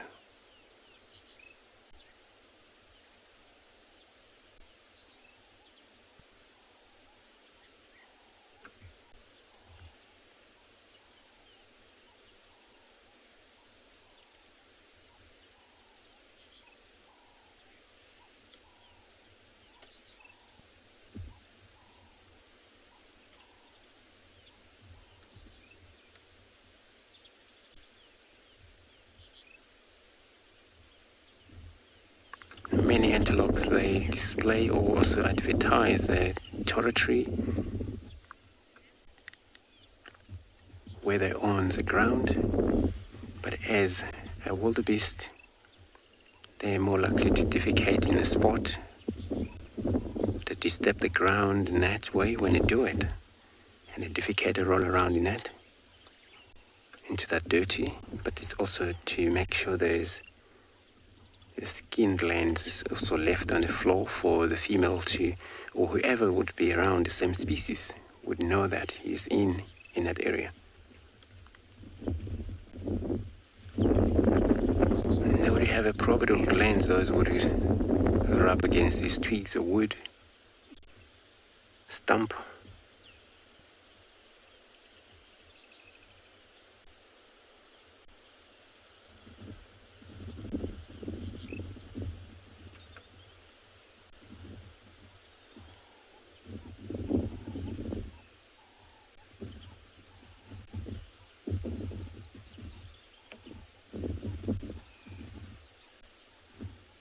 Where the impala's secretion is in their forehead. They don't have a probital glands as impalas, but they also advertise their own territory by doing the same. These males, you find them rubbing these little horn against the wood just to make sure they left this secretion in the wood.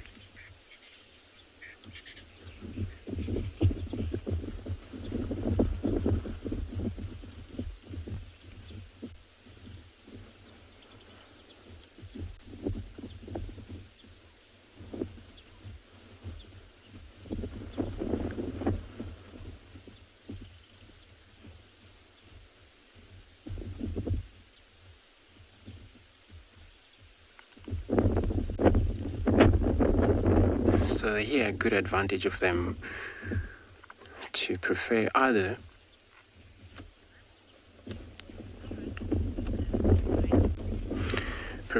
thicket where they may vanish into feed for now and come back to the open area. So I'm going to carry on search around here.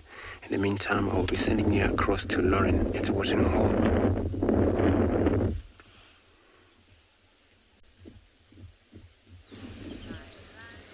We are still here, everyone, do not worry. The gremlins attacked us in full force in Buffelshoek, so we left. They won, we left. But we're back on Djuma, and I am more than happy with that. At Buffelshoek Dam, admiring the grey heron. But there's another bird just behind. That's not a grey heron. Are you a grey heron? Let's take a little bit of a closer look. Does not look like the neck of a grey heron. It actually looks like that it could be a darter. An African darter, a juvenile. I haven't seen a darter in a really, really long time, but I am not 100%. It's definitely not an adult, but I'm wondering if this is a juvenile. If any of you can clarify for me, please do. #WildEarth or @FC. It's not a grey heron. The grey heron's the one in the front. And that sort of really bendy neck, can you see that? It looks like almost an S shape. It's the neck of a darter. But I could be wrong, and they're obviously standing right next to each other and fallen over a tree. Both water birds, if I am correct, will always hang around the water bodies to see what they can find. They both fish. They're both epic fishermen. Oh, there's the heron. Off he goes.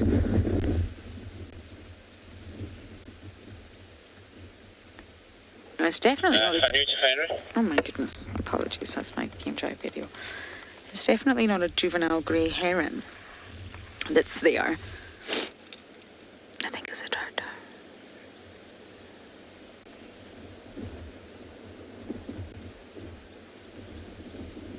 And the flexible necks of the herons, of the darter, these birds are for that reason. And the reason is to fish, to stretch out their neck and catch fish. They're able to stay remarkably still and then stretch out their neck and catch food. Mana, yes, it is a remarkable looking bird. If it is a darter, which I think, oh goodness, it's been about a year since I've seen one. But I want to wait for confirmation first. It does look like a juvenile.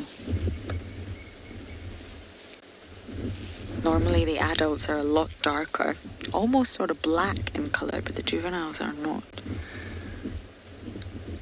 And they're fairly common. It's not that they're uncommon or they're rare. I just haven't seen one in a very long time.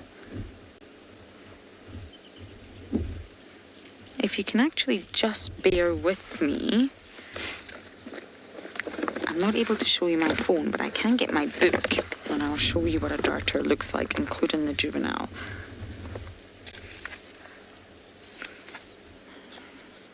I just need to rummage through the index. Get so used to using your phones, don't you? You forget the joys of scrolling through an index in a book.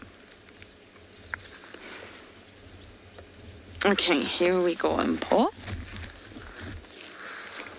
Now this is the African darter that I'm going to show you. They're called slender-necked, straight-billed diving birds. It's this one down here we're just going to focus on. So you can see the sort of S bend in the neck. You see that funny shape? It almost looks like an S with quite a curvature here. I don't know, I think my hat is blocking the sun here. And it's really dark in colour. But if you just look at this one, this is a juvenile. And I think this is what we're looking at. Which is really, really exciting stuff. It's already on my bird list, I'm afraid. But it's definitely not on the list for this year, at least. Let's see if we can find it, or if Impo can find it again. So because Buffalo's Hook was not a success, I'm afraid, we are going to sort of just slowly bumble in the direction of the hyena den. I think it's far too hot right now, but I'm really, really hoping for an interaction with the Juma clan. And I'm going to give you some clues to the riddle. Is one ready? Okay. The phylum, we're talking about phylums a lot. The phylum I belong to is segmented with body armor. My close relative is an amazing organism said to form a superorganism. That's clue number one. There's many more clues to come, so you don't have to guess right away. There's a few more clues to come. Lauren's riddles. The reason I'm doing this, it just makes you think about connectivity, about how all the animals and all the species and all the organisms really do fit into one another out here. I mean, let's just take the phylum Cnidaria, which has recently been found in the Kruger National Park as of 2016. Cnidaria is your jellyfish in your corals. Yes, a freshwater jellyfish was found in the Kruger National Park, can you believe it, in stagnant pools brought in by rivers. It's an amazing find, and it was never listed. The phylum Cnidaria was never ever listed for an environment like the Kruger, but it's there now and it's been found. If you think of jellyfish and you think of coral, they're both animals that look absolutely nothing alike whatsoever, but they are in fact extremely close related. So it's not really to do with appearances, it's not really to do with physicality. You've got to get a little bit deeper than that when you're looking at phylums and see how organisms are grouped together. And it starts at a cellular level. All those simple organisms where they're made up of just cells, they'll be grouped together, and then you start to move up to tissue, those organisms that are a little bit more well developed and their cells form tissues. Then again you move up a level where the tissues form organs. And that's starting to sound a little bit more like what we're familiar with. And then you have those organisms that are a lot more complex, segmented and extremely well developed. So that's my clues, the start of my clues, and next time you see me, I'll have more waiting for you.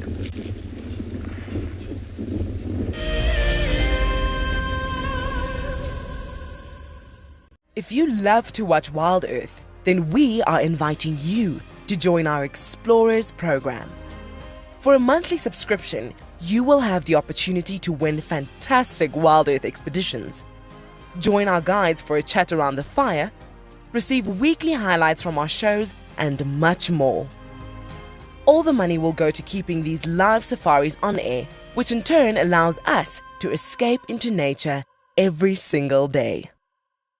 So in 1998, we had this idea to go and put a live web camera on a waterhole somewhere in the Sabi Sands next to the Kruger National Park. And I approached just about every single landowner and everybody thought I was completely crazy until I met Yuri and Pippa Moorman. We thought it was definitely a fun idea and a worthwhile thing to experiment. And it immediately became a runaway success. And it gave people all around the world the opportunity to watch a little piece of Africa day and night. Back in 1998, it was the very early stages of the internet. And all we were able to do was to get a 30-second refreshing JPEG out of that camera. But over time, what we began to do is focus more and more on trying to develop this concept of giving people the opportunity to go on safari.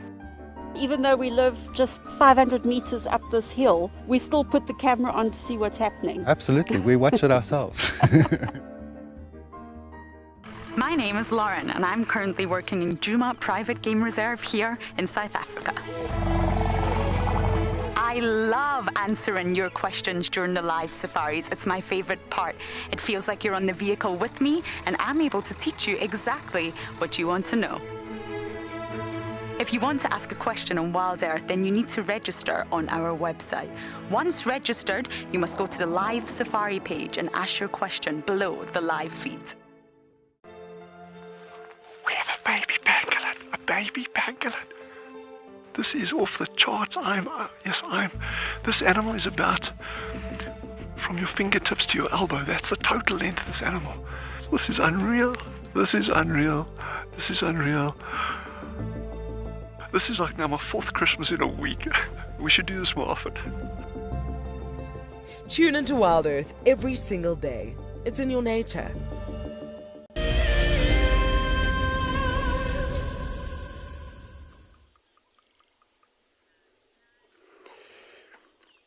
Great. So what we got here, we got one of the biggest owl out here. And it's a Vorux eagle owl, or giant eagle owl. It's actually sitting there. It's a small, not a big marula tree, but it's actually building very beautiful, well camouflaged. But we've seen that drongos passing into it, already spotted.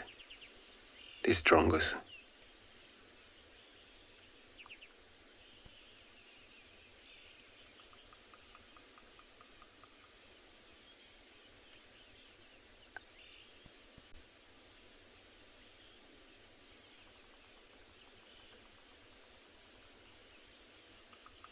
Most owls, they are nocturnal and they hunt at night.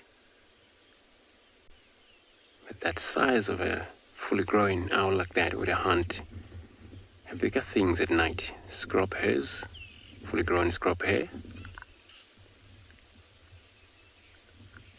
Sleeping guinea fowls would be taken.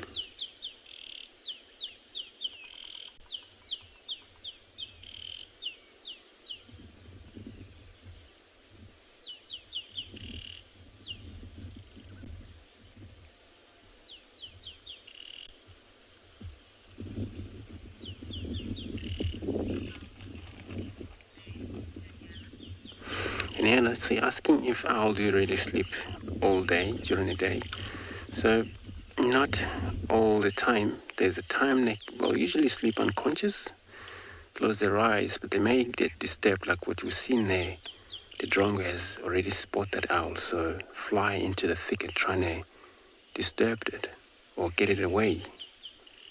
Since we know many of owls are not friendly with other birds. So, but if they're not disturbed, they may take it easy, perch in the same position for the whole day. But they may take a nap also, waking up, check around, and take that nap again.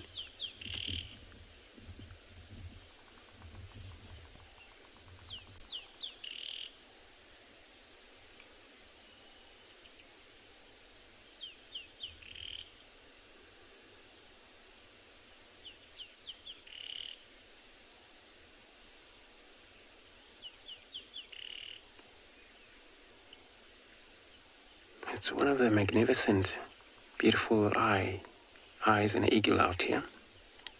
You look at the eyelash. It's a pink, dark eye.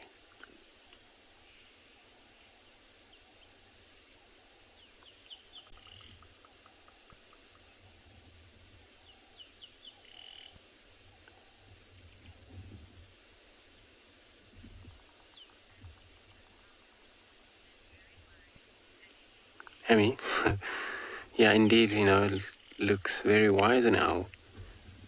And it's actually fully grown owl, so it's pretty much an older owl. Big size. Well, usually full size like this, wingspan would be anything from 143 centimeter long. And it can easily weigh up to anything from 1.7 kg or 2.63 kg, so would weigh far too much as a big owl.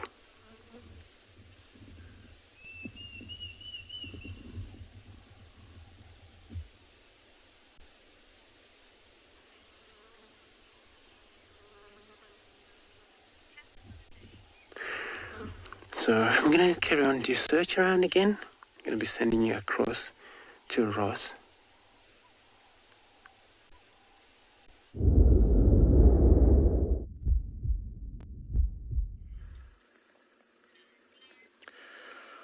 Well, welcome back to And Beyond Pinde, everyone, and we have indeed found ourselves a cat for the day. After quite a long afternoon of searching, we've come across this beautiful lioness, and she is now, as you can see, she's just resting in this long grass. She just looked up at something that was over her left shoulder. Briefly it caught her attention, and now she's flopped her head right back down where it was before. And looks can be very deceiving with lions. One minute they can be up and about and very, very active, and the next minute they can be sleeping as if they've been sleeping for hours and hours. And that's exactly what's been happening here, because this lioness has only just lain down now. We've been following her for about 10 or 15 minutes, and she was very, very actively hunting through the bushes. And what she managed to do was flush a family of banded mongoose, or gooses. I'm not quite sure what the plural of mongoose is. But she didn't manage to catch one, but they all scurried away through the bush, making a very interesting alarm call, very squeaky alarm call. And then she just, after quite a long walk, she's just laying down here, and that's why you can see she's actually panting quite a lot. Watch how her belly rises and falls quite quickly.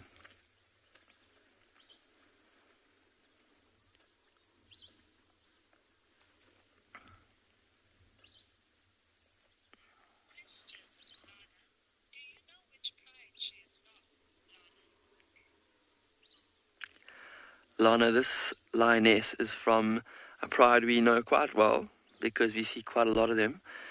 We call this pride the mountain pride. And the dynamics within this pride are quite interesting at the moment. They are a pride of 6 lionesses and a few sets of cubs. But because most of the lionesses have cubs of different ages, they have, for the meantime, just fractured a little bit, and they're spending time on their own, with each lioness and her own cubs spending time on their own, but then every now and again coming together, spending time with the rest of the pride. And this is just because I think the cubs are at different ages, and it's quite they tend to not get along so well all the time. So the younger cubs will irritate the older cubs a little bit. The older cubs will play quite roughly with the younger cubs, and so the lionesses, for the meantime, have decided to separate them. And I'm sure when they're older and of similar size and age, they will come back together and move around as a more cohesive unit. So this particular lioness is a young sub-adult of the pride of lions that I'm talking about. And she hasn't had cubs of her own, but she has taken herself off from the rest of the pride, and she's spending time alone because I think she is getting a bit fed up with having to share carcasses with cubs and having to play with cubs So she's spending time on her own and doing quite well.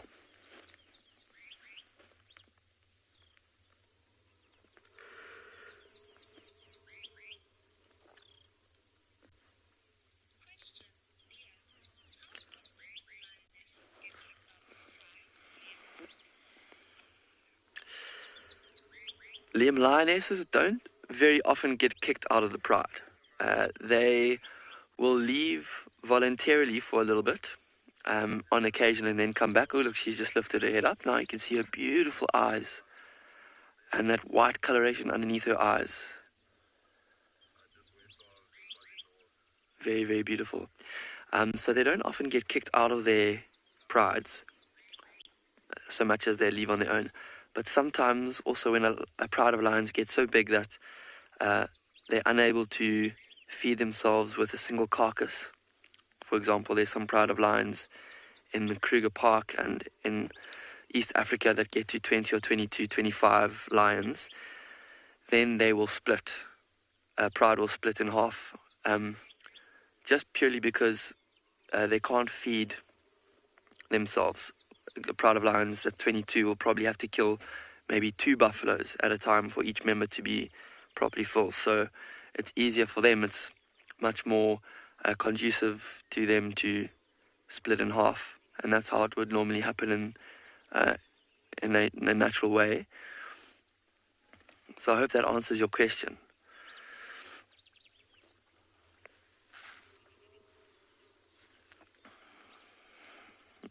But this lioness, I don't know if you saw, she just gave a big yawn, looked up, gazed around, and now she's laying flat again.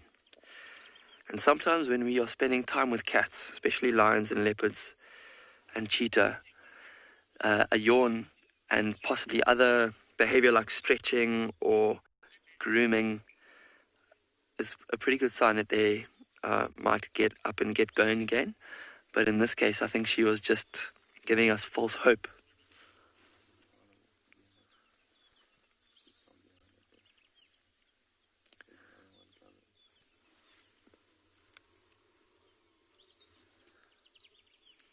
So we're going to spend some more time with this lioness, and we're going to send you over to another beautiful location.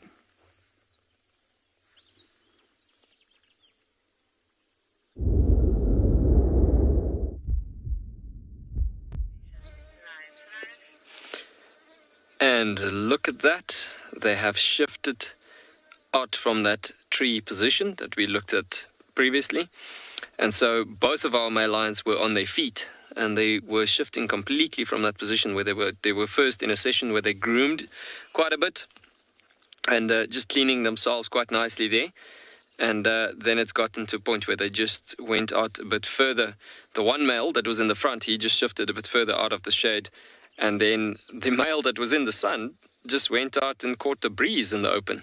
As you can see him in the back being lit up by the sun in amongst the grasses there. But yeah, at least we've had behavior already where there's movement that's been happening. And so there's been yawning activity as well as a lot of grooming that's been happening. So which is good signs that these boys will most probably later on, as the temperature is going to drop some more, we're going to get some opportunity to see most probably them moving a bit further. But yeah, great to see them actually being a bit more in a clearer position. And we are going to be shifting around a bit more around the sighting at certain times just to get more clearer visuals. And so the grasses are so tall at this given point. So it is a bit tough to get nice visuals. But yeah, looking at this pitch black dark mane, how impressive is that when you look at that? And just seeing that stunning dark mane, we had both of these males representing it actually quite nicely when they were up on their feet and walking through the area. But yeah, looking at that dark mane being very important for your Kalahari lions, as they having that coloration with that big bloated black mane, because there's actually researchers that's been doing research work on the functions of the manes and why is such a pitch black maned animal doing what are they doing in the Kalahari? Looking at black being obviously the color to attract the sharp sunlight and so. So the thing is that if you look at that dark pitch black mane, it's actually got two different functionalities in a theory that's been put together in this research.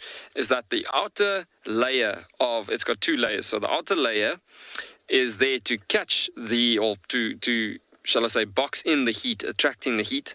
And then the inner layer is literally reducing the temperatures as it comes up to the neck and the neck muscles, where most of the arteries that comes from the heart, flowing from the heart straight through underneath that black markings of the reduced temperature layer, where that arteries flows from the oxygenated blood being cooled down from that reduced temperature layer all the way to the brain. Again, we're coming back to the most important organ, being the brain, so cool down in that formation.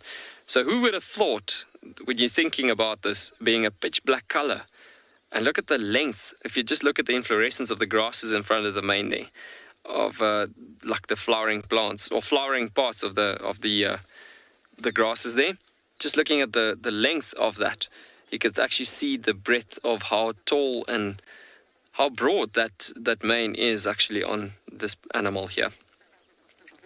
But you're starting to see that dark colors on your true Kalahari lions and their colorations coming through together. This guy's literally just dropped his face into the ground as he's been finding a nice shady spot where he shifted off from that position where they were lying down at that tree previously.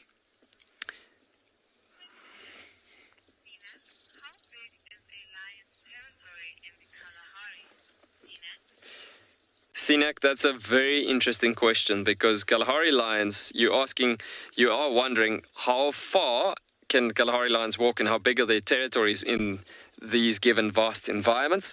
Now that is very important to understand, or actually interesting to understand, the vastness of an environment that can dictate how animals will adapt to their given environments. Now, my lions in the Kalahari, and this is not just going for Tswalu, I'm talking about the Kalahari Transfrontier Park, which is a ginormous Transfrontier Park that's existing in, bridging between Botswana and South Africa. But yeah, that area even, yes, you get lions easily in territories of about 20 to close to 40 kilometers in radiuses that comes through. Like you're just talking about in being coalitions in this case, like these males actually belong to a brotherhood of 3 males.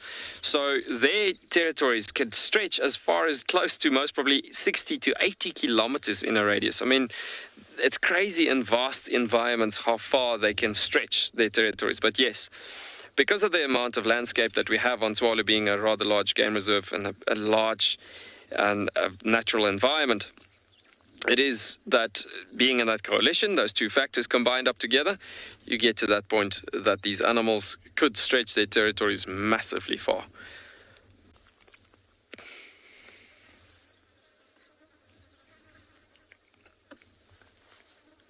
It's incredible actually understanding the bigger picture as well of these Kalahari lions and thinking about how they make their way around and having all these different adaptations, obviously, to live in this environment, and thinking about how they truly are from this area, belonging here, and that is what makes them so special.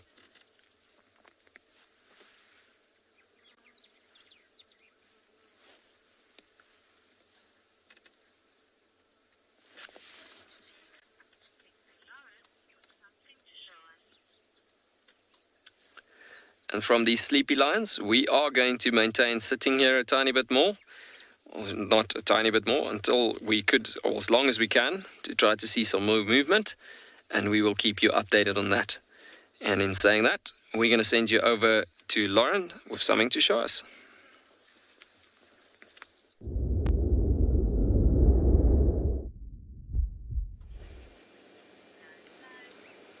We have found a brown snake eagle. Perfectly sitting here in this light. The sun is starting to go down now, naturally it's coming up for sunset. And what this means is that you just get this point in the day where the light starts to be perfect for filming and photography. Now, it's not quite golden hour yet, but when this brown snake eagle turns his head, you can see how yellow the eyes are, as well as the bare legs, yellow eyes. That's how you know it's a brown snake eagle. remarkable birds, and I often find out of all the raptors, they don't really get enough credit.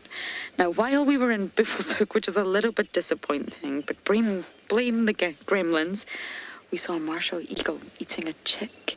I don't know what chick, but a huge martial eagle it just killed some sort of tiny, newly hatched chick. It was incredible. So the marshals are incredible themselves. All the raptors are, but I often feel that the brown snake eagles don't quite get the recognition that they deserve. You see the yellow eye? They also use their eyesight. They're also highly visual. They're looking for movement down on the ground. I'm sure I don't need to tell you, but the name snake eagle does give the game away. They do enjoy snakes. Oh, off we go. Well done, Impo. Look at that.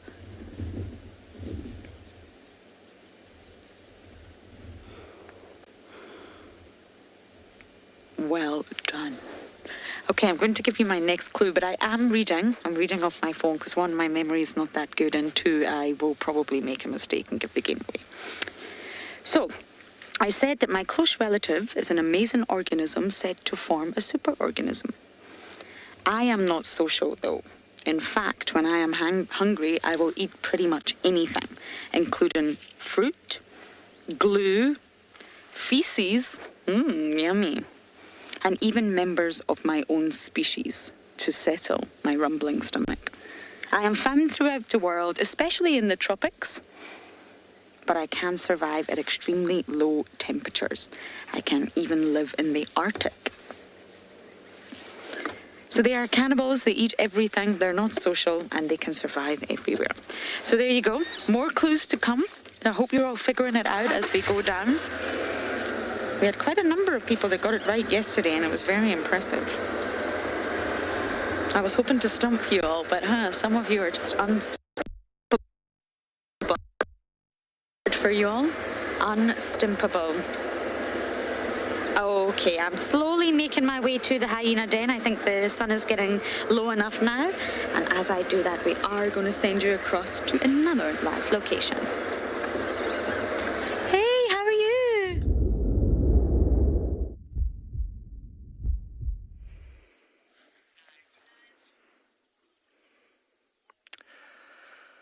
Well, welcome back, everyone. And we are still spending some quality time with this lioness just as the sun starts to get low, close to the horizon, and you can see the shadows are becoming longer, temperature's dropping a little bit, and we're just being bathed in this beautiful golden light at the moment. And it's a very peaceful scene. There's not a lot of sounds, a slight breeze. I can just imagine this lioness is just enjoying her rest just so amazingly well.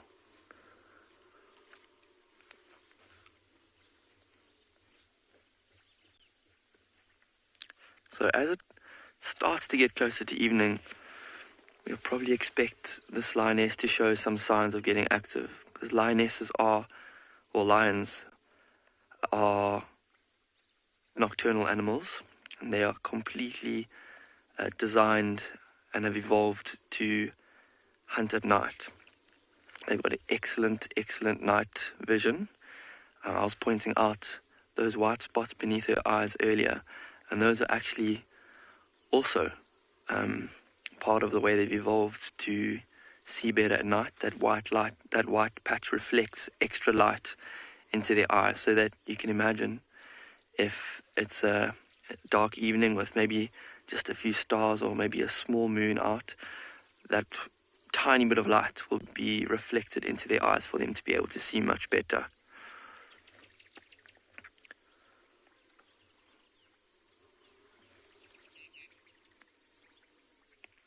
Look at her still flicking her ear even as she sleeps there. Her ear is still trying to flick flies away.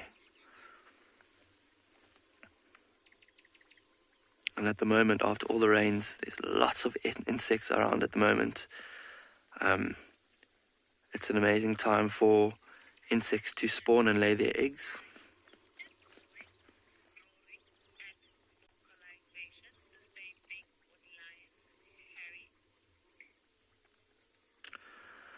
So Harry, yes, roaring and vocalization it's just two words for the same thing.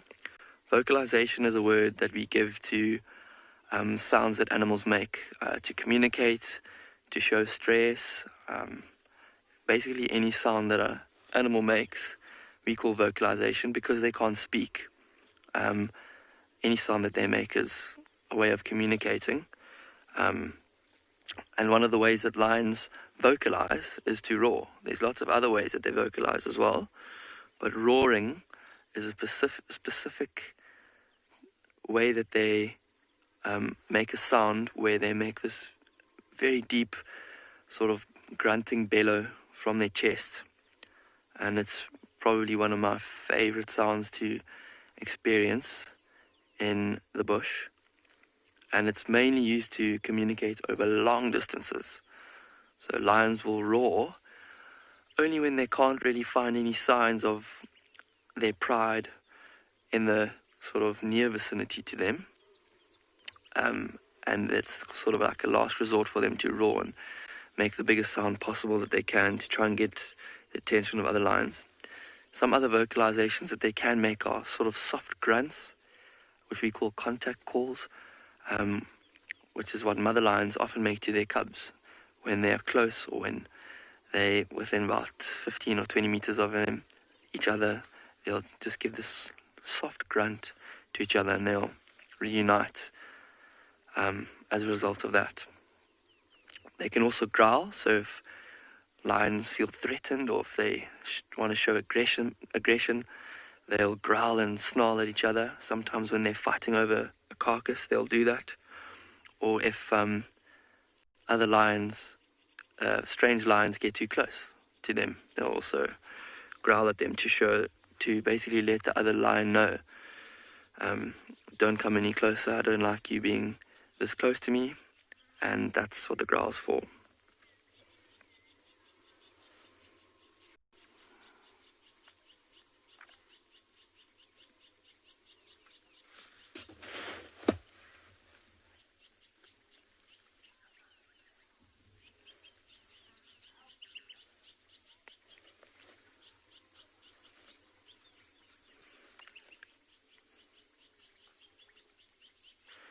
See how white that fur is underneath her belly?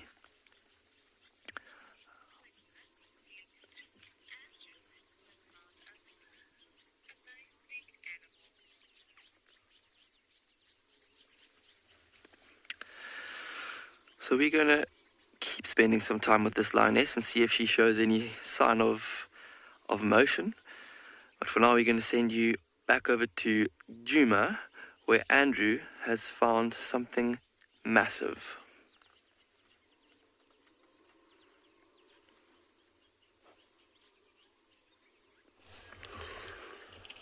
Rosa, thank you so much. We got in now the herd of elephants.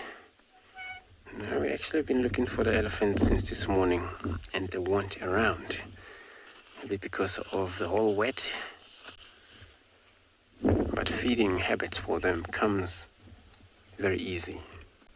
They would spend a lot of time far from us because water sources everywhere, greens available.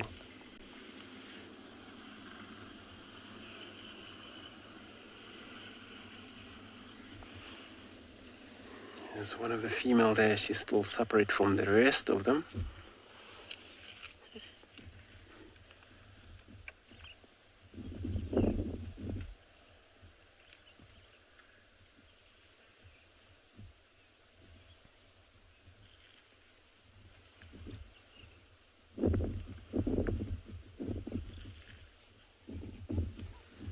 Even though they're separate, they rely on their communication. They have very good communication. We're able to find one another again, even though they're separate.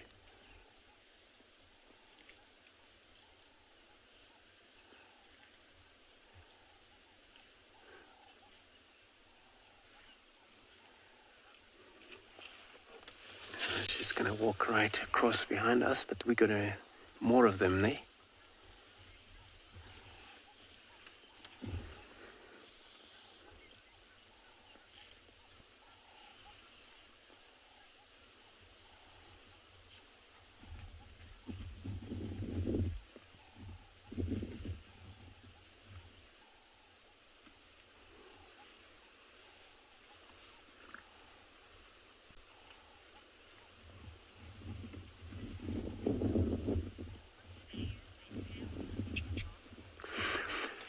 So Mark, you're asking what do they use their tail for? So most animals, they will use their tail for whipping off the flies on their backside. That would be also applied to the buffaloes and other animals. Those are having tails. So the reason for the tail is that all taking care of the backside of them. And with the elephants, the ears on front of them would all work as a also protection against all the parasites, but deal with also temperatures when they flop them, bring the temperatures in the whole body.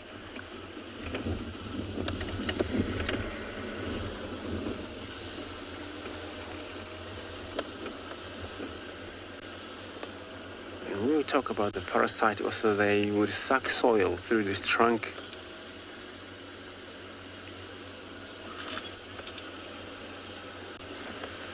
So we will try follow these animals, see how far they move with us. I'm going to be sending you across to Johan with the lions that they're about to awake.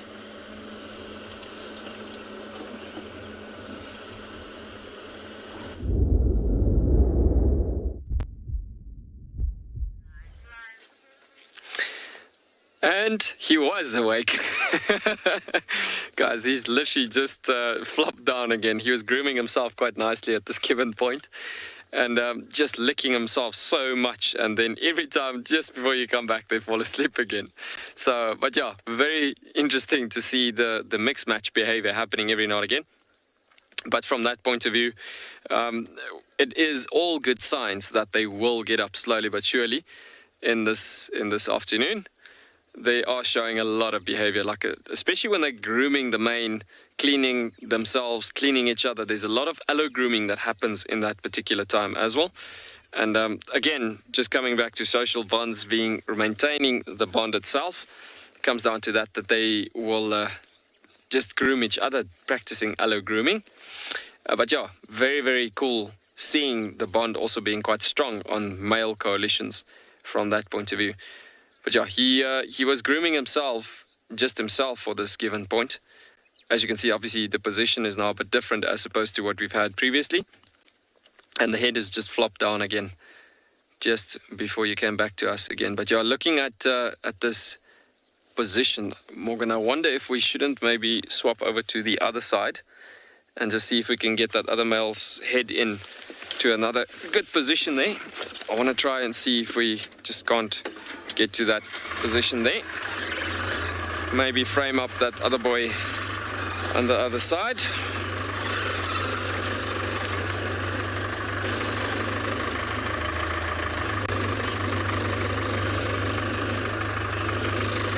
H, you asking how do sites when they actually are the case of, yeah, this might be a nice shot here, or should we pull a bit more forward? I guess it's more a case of not disturbing the snake, because while they're sleeping, okay, let's reverse a bit there. It looks like we're going to get a better shot here from the back, and that might be clearing the head there. How's that? All right. So the thing is that if they are sleeping safe and sound, being so relaxed in this condition, then it gets to that situation that the snake is not being bothered. So say, for instance, the snake comes like sailing through the area, through the grasses. It could even go right over that line or right past the line, because the thing is, the snake is not being disturbed. Say, for instance, the snake comes right past the back of this lion, and the lion decides at that point to roll over to a different position. Then the snake is obviously disturbed, and then it's literally can't be avoided. It will happen. It's part of nature's ways. It could be happening where the snake can then strike the animal, but then at that given point, it depends also on the type of snake that struck this lion. But yeah, at the end of the day, 90 to 95% of the time, they don't have to be concerned, because lions being so fast asleep and not really moving much most of the time, it gets to that situation that the snakes will never really be, or mostly not really be disturbed that much, because they can easily just make their way through happily undisturbed. And as long as they're not disturbed, it's a better condition.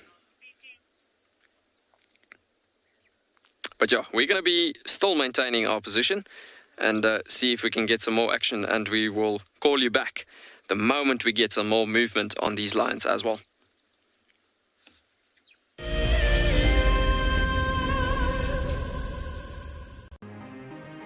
It's the month of March and Wild Earth is offering you the chance to win a brand new prize.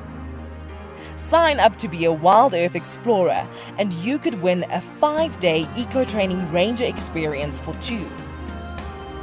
Eco-training is the pioneer and leader in safari guide and wildlife training in Africa.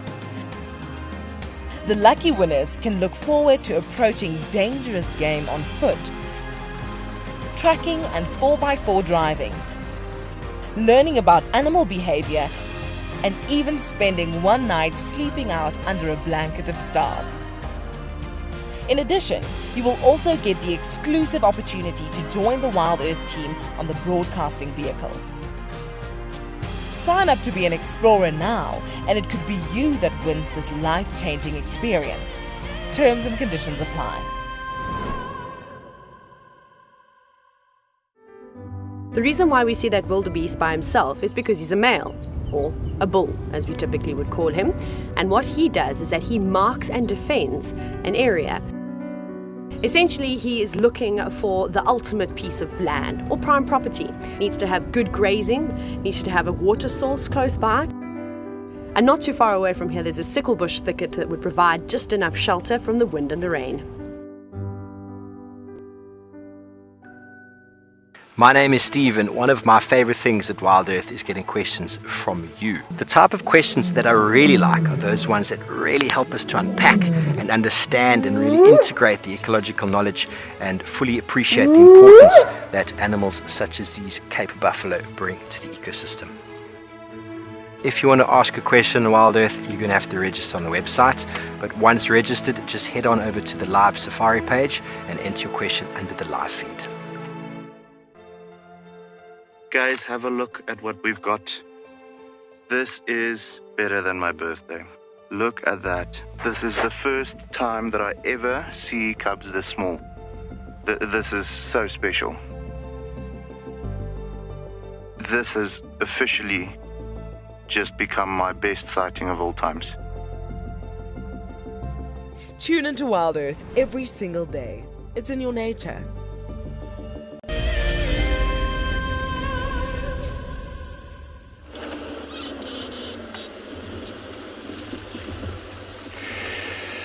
Wonderful. Our beautiful ellies, they have disappeared. I mean, they cross over the boundary, and we decided not to follow them there because they're going to somebody's property. So we're going to continue again. Do search. Hopefully we get something else along the road for everyone.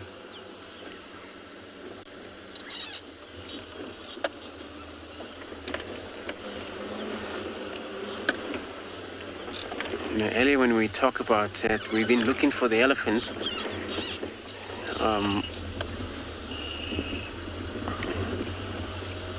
So they're very difficult to be seen when they move so much. And this is how they just show you an example there when they just disappear immediately. So I'm going to be sending you across to Lauren.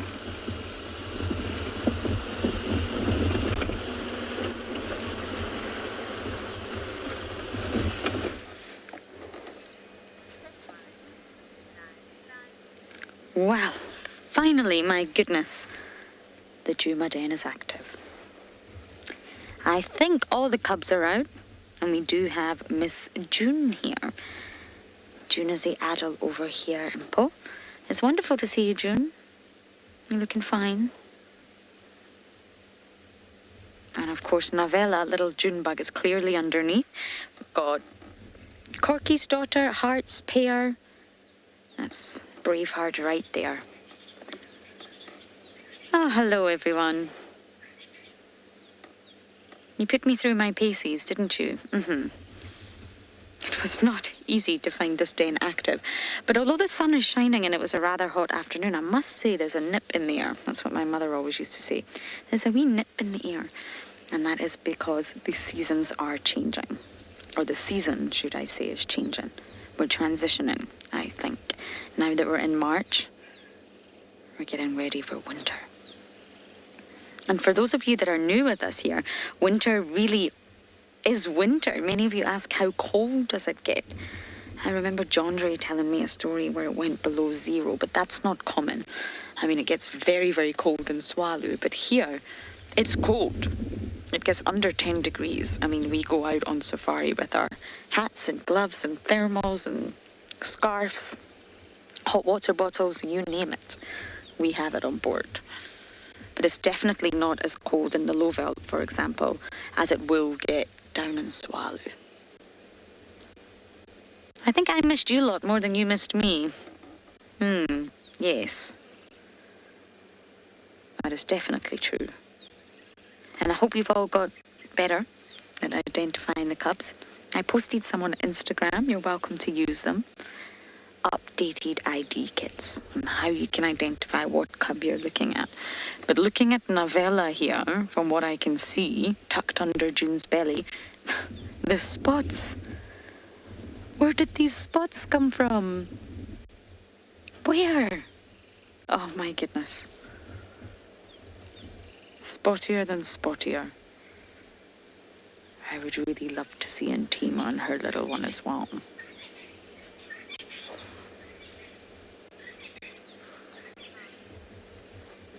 Did you catch that name, Impo? No. One more time with the name, Gwen.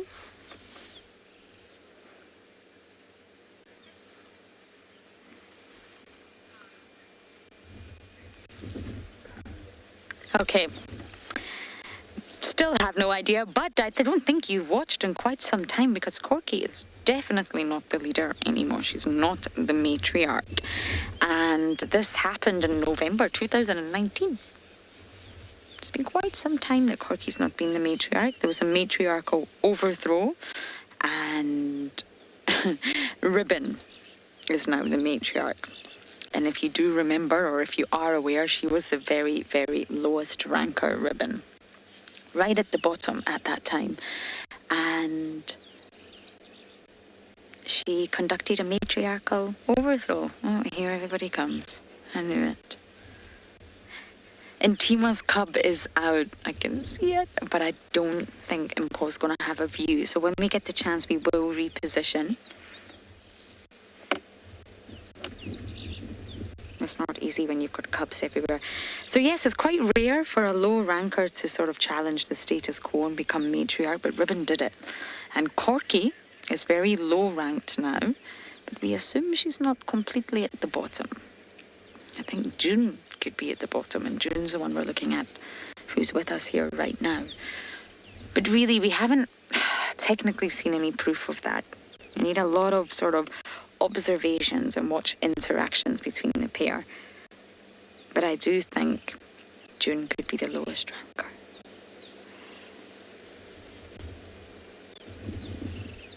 Why are you being so cute? You're being far too cute.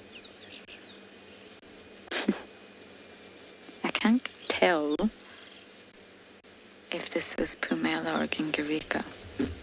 Oh. I need a good look at that right ear.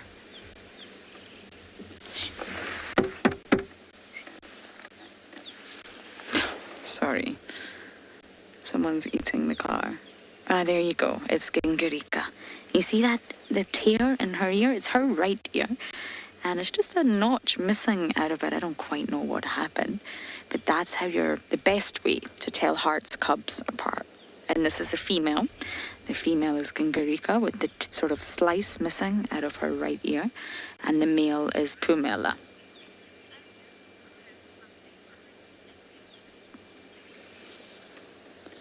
Okay, we're going to reposition a little bit to try and show you the other cubs. And as I do that, we're going to send you across to Andrew.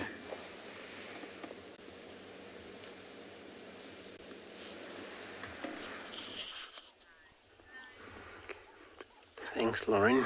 So from hyena to a dwarf mongoose, one of the smallest carnivorous species out here, where now looks like this is one of the mound. It's been chosen to that they're going to sleep on for tonight, I think, because they actually day animals. They diurnal, they're not nocturnal.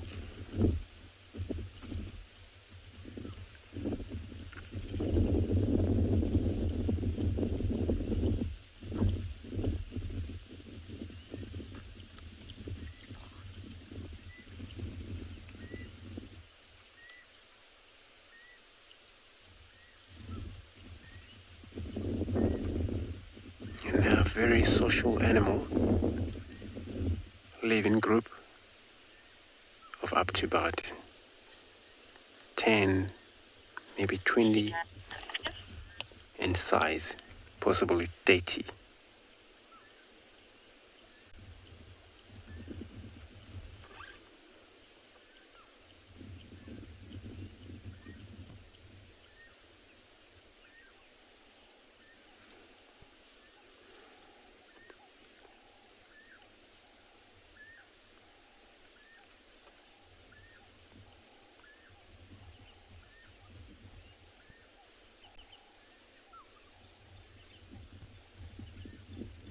And they all love one another, groom each other, or insect, such as the ticks.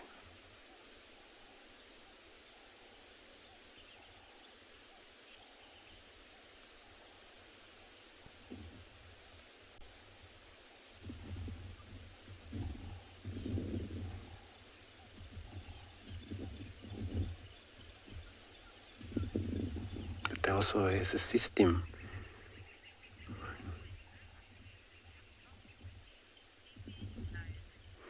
where there's a female and a male that they all take care of the breeding. So I'm going to carry on search here. I'm going to be sending you across to Ross with a sleepy lion.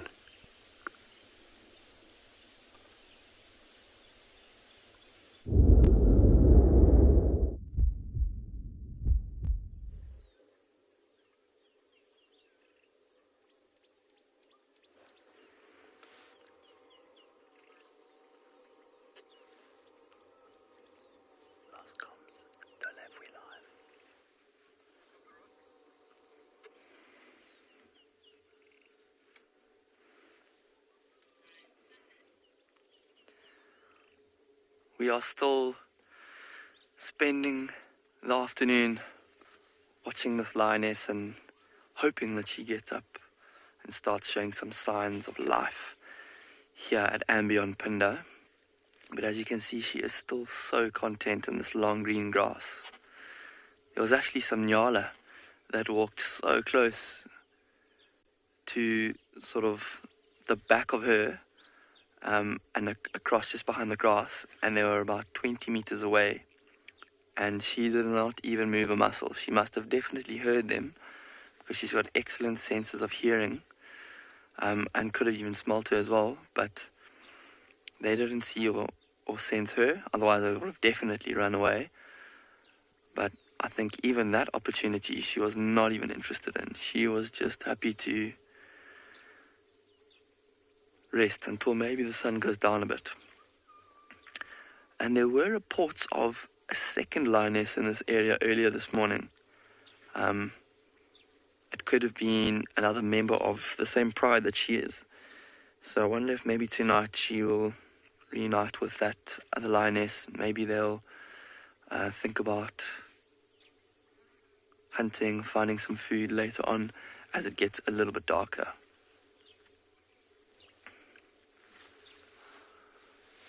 You can just see on this lioness, have a look at her fur. Now she's turned over, we've got a better view of her face and of her fur. She's got some very faded but still visible little spots on her fur. Almost like the same shape as a leopard's spots. Oh, she's just heard something off over her right shoulder. It gave her cause to put up her head, but she quickly put it down again. But do you see her ear, how it's pointed? Still in that direction, so she's, even though she looks like she's sleeping, She's still listening to what's going on around her. Always alert to any opportunity. But those spots on this lioness indicate that she is still quite young. Lions are born with very dark spots on them, and then as they get older, these spots fade and fade and fade until eventually they're invisible. But this lioness has still got remnants, so it shows us that she's still young. And what these spots are for are to conceal young lion cubs when their mother leaves them to go off and hunt. Now you can see her head up now. Again, maybe it's the same noise that she heard earlier. And now both of her ears are pricked.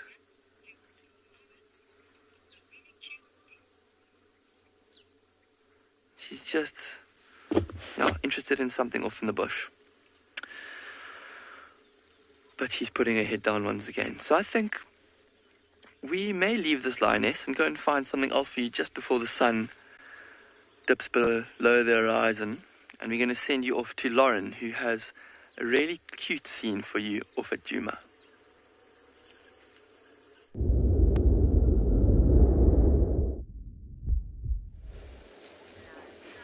No, we missed it. And Tima's little one and Shimbulu have been cuddling and kissing and cuddling and kissing. Oh, and now he's got up and left. And it looks like we're still a little bit too scared to leave the comfort of the den. And I don't believe this little one has been sexed yet. Still very young, but any genital shots that we can get in Paul, we'll try. We'll zoom right in and just try to gauge a possibility, shall we say. And what's so lovely is that Shimbulu and Ngwazi were so tender with Braveheart. Really, they sort of took her under their wings, which they clearly don't have. Oh. We're getting brave.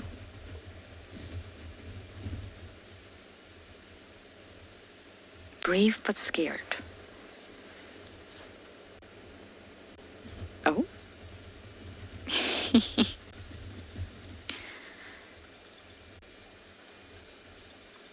I don't want to miss out on all the fun.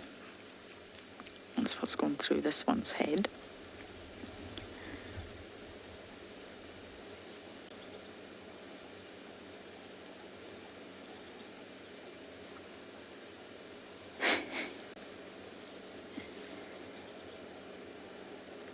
Now remember, June is here, so we do have the sort of safety of an adult. Linda, I know, just too precious. Far too precious. Hyena cubs, oh, they just have a way of melting your heart, don't they? Especially when they look like this.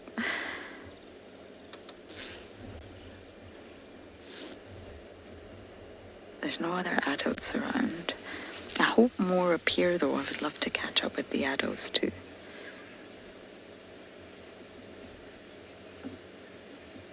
I really do hope this one is a girl, and that's not me being a feminist of any sort.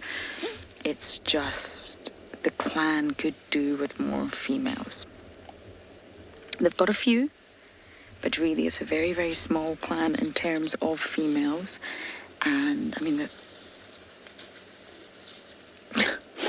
I have no idea what happened there.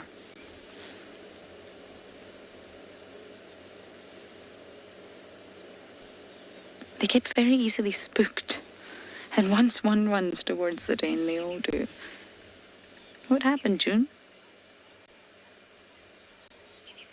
June, don't you even think about leaving. Look at them all coming out one by one.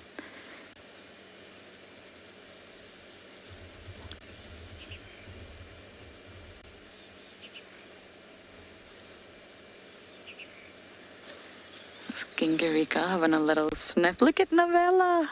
My goodness.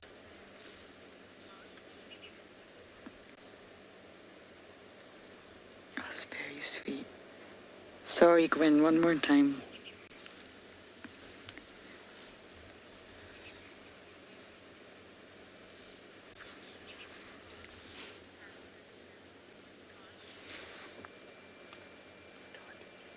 Todd, you are asking,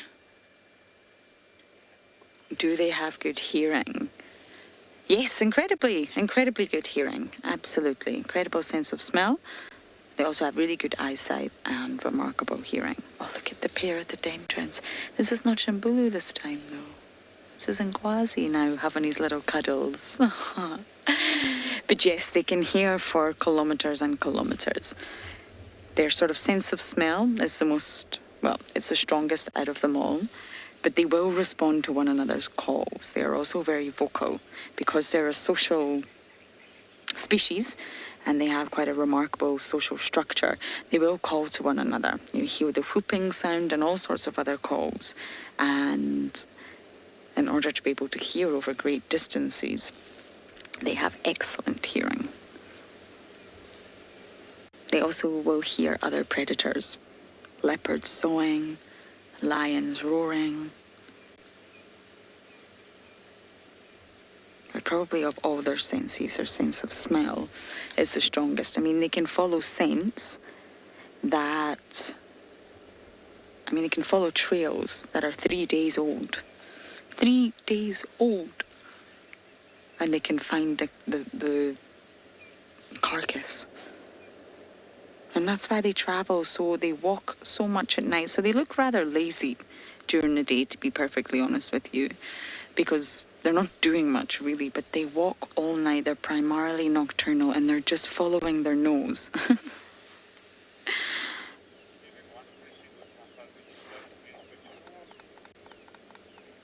Oh, you know, Ngwazi and Shimbulu are really something special. They really are.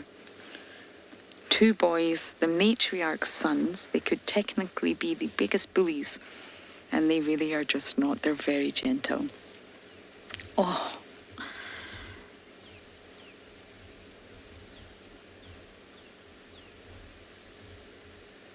And they really don't have to be. Cubs have also got to strive for dominance. They've also got to sort of leave their mark, show one another who sits where, who's above who in this ladder. It's not just the adults. Oh, here it comes.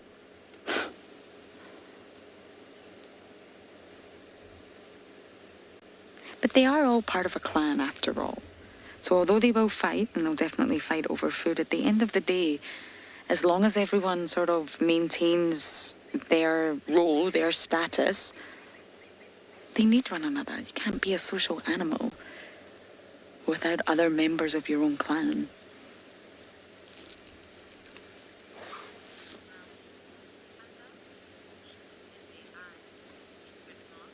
Secret Mass, you're saying you love their emotions and their eyes.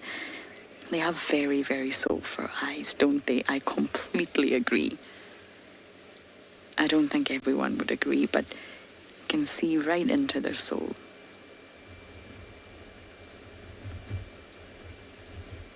And it's been such a joy this year, really, from the 27th of March last year. It's almost been a year. Happy birthday, Ngwazi and Shimbulu. This is your birthday month. It's almost been a year of absolute joy with the Djuma clan, really. From finding Ribbon, knowing she was pregnant, following her, spending hours upon hours dragging Davy out here to just sit and watch and wait. And then we found 2 little bundles of joy. And then from then on, it's just been female after female having cubs. And now every single adult female, Ribbon and Tima, Heart, Corky and June all have cubs. Every single one of them.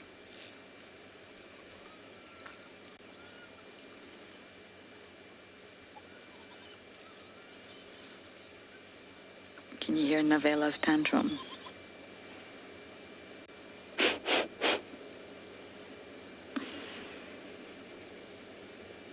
Navella, you're too spotty. Why are they all growing up so fast?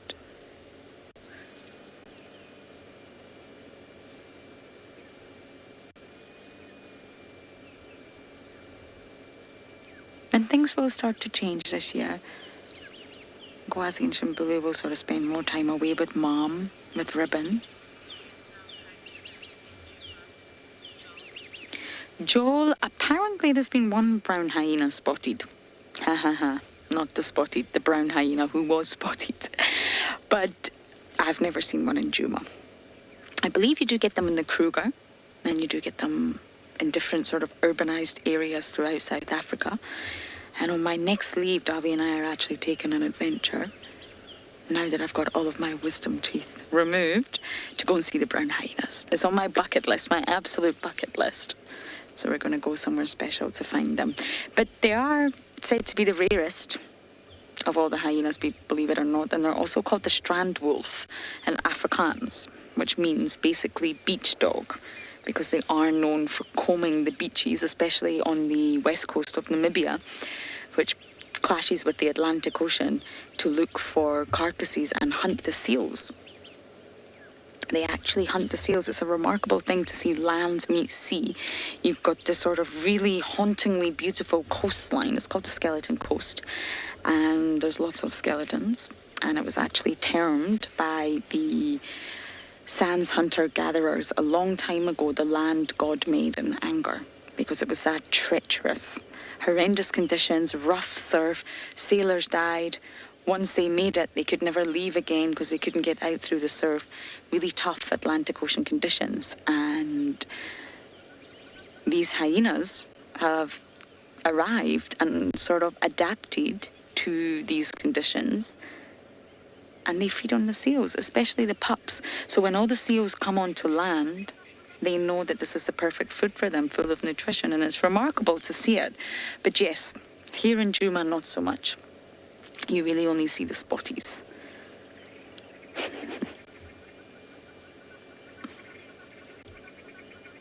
The spotted hyenas are the most common out of the family, the Hyenidae.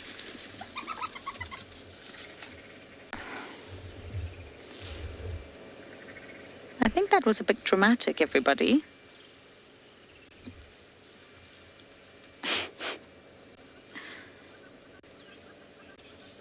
Or maybe they can hear something I cannot.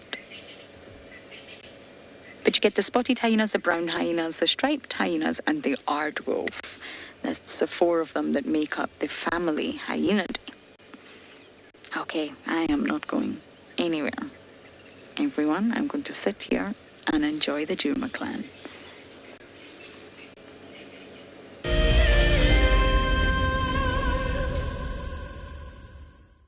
On a bushwalk, we become part of the natural landscape. Walking enables access to the smaller parts of nature, such as bugs, spiders, and flowers in much greater detail. These are the wing buds right here. Isn't it just amazing? I've never seen anything like this before. It is so beautiful. Look at those little legs. Now, it's your turn to go on a bushwalk. Join us from Pride Lands as we reconnect to the place that first taught us how to be human. Our bodies are made up of about 60% water, which means that in a very short space of time, you can dehydrate completely. A relatively efficient way of collecting water early in the morning is to take an absorbent material like a sock and to walk through the grass, absorbing the condensed dewdrops on the grass. Once the material is saturated, you can then squeeze it out into a container, or you can suck it out directly into your mouth. Hi everyone, my name's Daniel Fisher and I'm going to be your guide this afternoon. I'm looking really forward to taking you through and showing you all the beautiful places here at and Beyond Ngala. If you have any questions, please register on our website. Once registered, go to the live page feed and post your questions underneath the live feed. Join me on my next safari through and Beyond Ngala on Wild Earth. Send me live questions through the Wild Earth website and I'll answer them live from the African bush. Look at this, the little one is up and about. Certainly hasn't had enough milk at this age. No amount of milk is enough. Oh, Corky. Too sweet. Oh, look at this.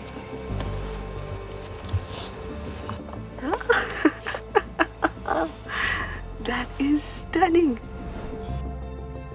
Tune into Wild Earth every single day. It's in your nature. My name is Moritz and I come to you live every day from Tswalu Kalahari here in South Africa. My favorite thing is probably the predators. And as you can see, we're looking at some of them right now. These are the kings of the Kalahari. Spending time with the cats, it's just a privilege. And I love their behavior, you know, the more that you look at them, just the power and the sheer beauty and elegance of them. Catch up with the guides daily here on Wild Earth.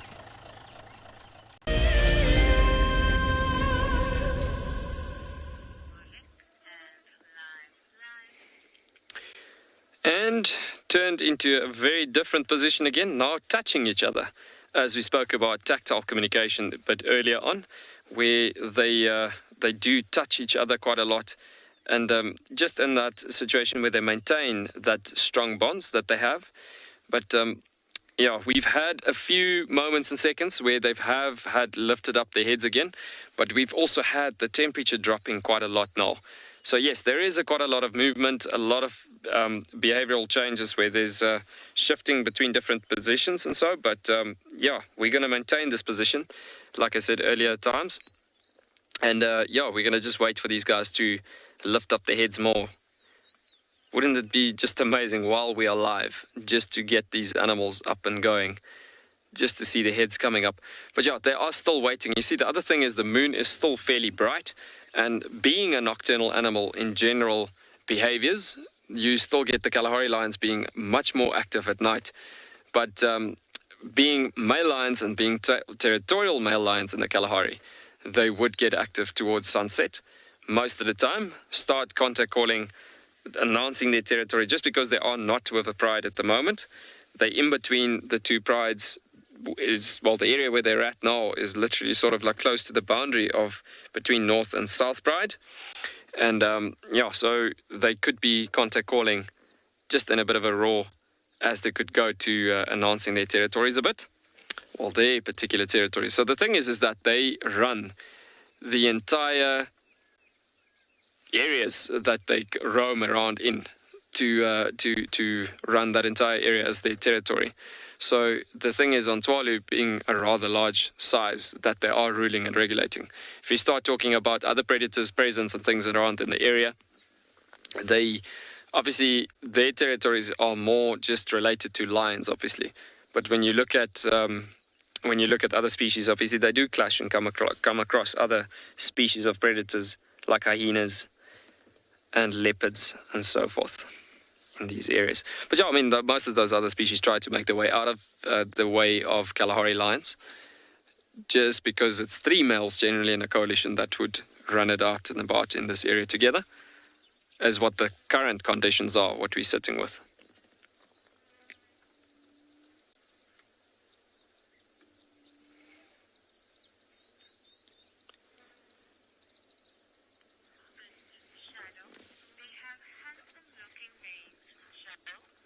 Shadow, you're commenting that they've got really handsome manes. It is just so impressive to see Kalahari lions. I definitely agree with you. It's impressive to see such stunning, beautiful Kalahari lions with those pitch black manes. It is really impressive. But I mean, talking about those beautiful black manes, as we spoke about it earlier on, with the functionalities of these manes, it's also quite interesting that when male lions are fast asleep, being most of the time relaxed when they're fast asleep, they could easily get challengers coming in, like challengers, if I can put it that way. And sorry for the accent a bit there, but yeah, looking at that, you could easily get a challenger coming in, and he could try to challenge these males possibly for their territories and or for their specific territory.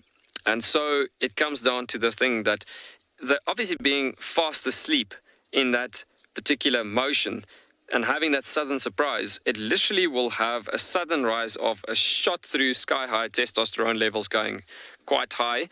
And that immediate sudden rise of testosterone levels going sky high, that will have an impact on the pigmentation or an influence on the pigmentation of the fur of the mane. And that gets to a point, like, I don't know if you ever heard people saying that you give me gray hair, or people saying to each other that they could give each other gray hair. And this is literally just from a lot of confrontation. So people that go through a lot of confrontation or stress basically in their lives, it comes down to that it does have an impact on your heart. And it comes down to the fact, furthermore, that it does have an impact on the pigmentation of your hair. And the doctors that's listening right now could actually just helped me with that as well, thinking about the processes of how the impact of stress could impact the heart so much. But why I'm dragging it to humans is to giving you a bit of the understanding of why the manes also become so dark. And so it gets then to a point that if male lions generally gets into that stressful factors, then you do get that sudden rise of testosterone that colors the manes very dark in color, but not nearby as dark as the Kalahari lions, for instance, that will have that two-way coloration from the bloodlines that colors the mane dark, and then obviously on top of that, the testosterone coloration from the stress factors. But yeah, very gorgeous looking at those manes, for sure. We're going to send you back over to Lauren with a very active hyena den.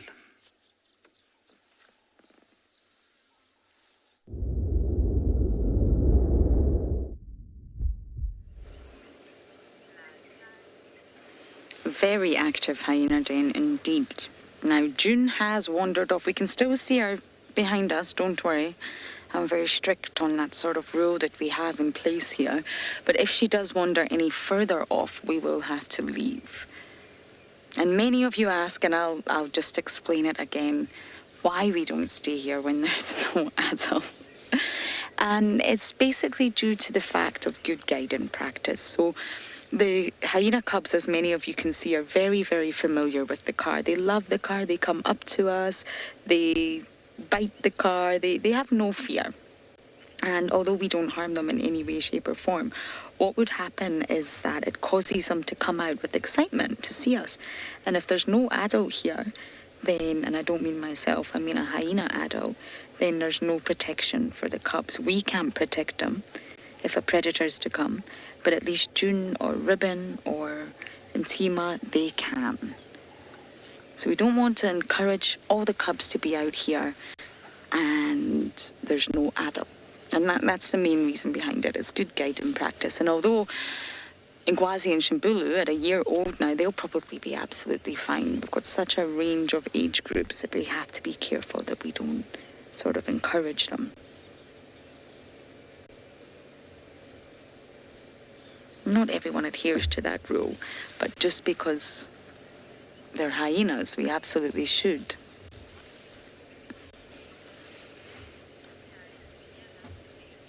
Daniela, you're 7 years old, and a group of hyenas is called a clan. Just like me, I'm from Scotland. We come from clans. I guess I'm from the MacArthur clan, somewhere along the line. But anyway, back to the point, it's called a clan. And it's very structured. It's led by the matriarch. It's female-dominated. So the males, well, they don't really have much of a place in the hierarchy. It's all about the females. And at the very top sits the matriarch. And why? Why do hyenas have a matriarch? Why is there someone in charge? Why is there someone at the top? And think of it the other way. Think of it as if there wasn't a matriarch.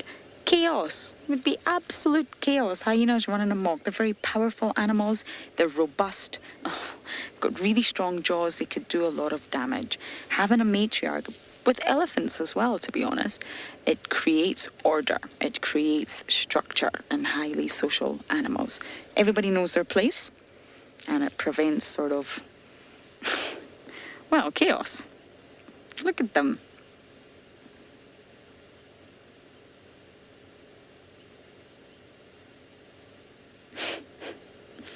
I'm convinced hyenas come out of the birthing canal playing with one another like this.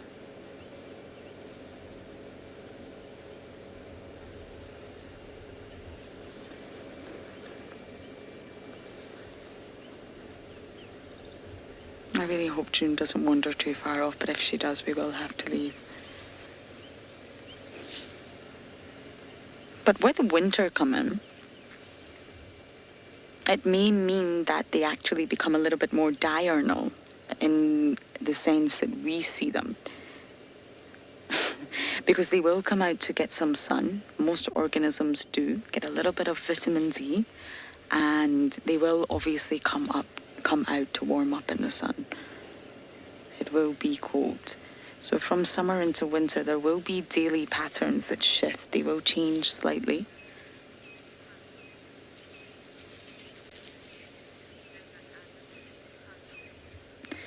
didn't catch that name. But no, they do not all fit in the den. The adults cannot get in there. It's just for the cubs. How fun. All of them, all 7 of them, fit into the den. But it's actually a lot deeper than it looks. It's quite a small termite mound for a termite mound. But I think it runs quite deep. There's probably lots of secret little chambers and hidden rooms in there. We've got some hyenas here in Po. I don't know what they're up to, but they're up to something. We've got Shimbulu, whose leg is looking absolutely fine, by the way. He had an injury for a while. And Gingarika. Gingarika's over here.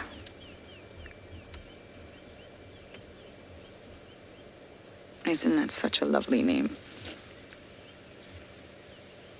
And you can see that spot pattern standing out. Look at that. Look at that massive, it almost looks like a C or half a circle and that big black dot. There you have it. That will be her spot pattern. She's gone right in front of the car, as they always do. And now at the other side.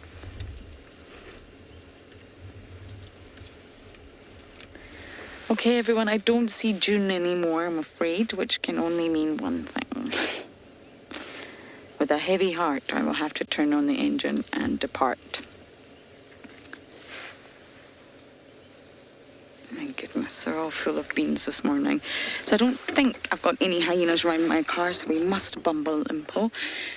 We may just stay local and come back and check again. As long as there's an adult here, we are fine to be here. The car itself doesn't do any damage.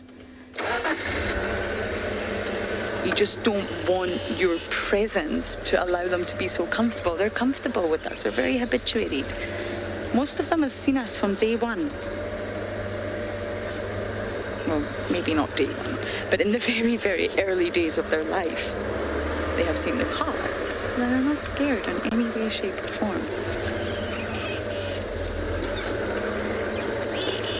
Okay, I just want to be careful that there's no other cubs just hiding behind here. Bye, guys.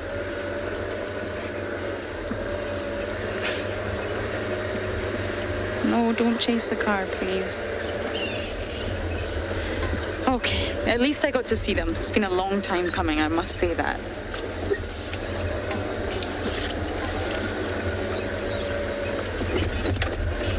And they're still using den number 3, which I actually find quite astounding, really. I really honestly thought they would have been moved. They would have moved by now. Must be rather smelly down there. Anyway, as I bumble off into the sunset, we are going to send you across to some lives.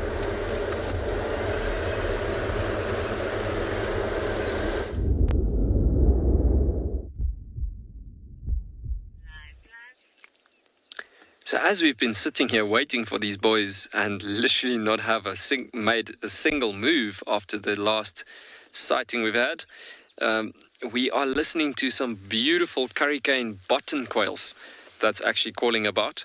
So what's happening is that just stunning while we're sitting in this peaceful setting, just looking at the formation, being able to see how restful they are, if there's such a word, if we can put it that way. And then by the same time, listening to the sounds as the temperature's dropping and we're heading off into the evening. But yeah, it's stunning to hear all these sounds coming out. So yeah, we're having these button quails. I'm actually trying to find a picture of them, actually, just to give you an idea. And then we'll push up the ambience again just to hear if we can, or hear if we can hear it actually again coming through. It's just so gorgeous by the sounds of it all.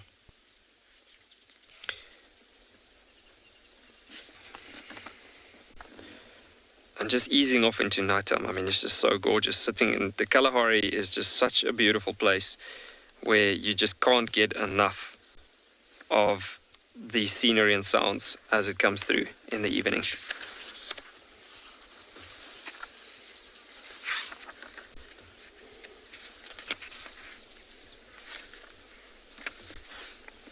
Yes, and these lions are they just keep on being fast asleep. So just to give you a quick idea of this bird, Morgan, we can just frame this bird up here quickly. And just to look at this bird that's calling out and about, so the common button quail is this particular one. Let me just lift it up there for you. There we go. So that's the one of the sound that was calling there about just now. It's gone quiet again, but once we hear it again, so this bird is about, if I can look at that being a matchbox size, about that size. We're looking at about a tiny bit bigger, just like a baseball ball size, and then about an egg breadth through the entire body from bottom to the top of this button quail. But yeah, also quite a seasonal bird that you would find in our rainy season, this time of the year round. But yeah, very cool. And that's the sounds that we've been hearing as we've been sitting here. But yeah, quite cool actually to think about it and thinking, like, if you ever come to a destination like this and you sit with a setting, like with that sun just setting over the clouds again for the third evening in a row, where we're getting all that stunning cloud formations on the hills with the trees in the setting and so on.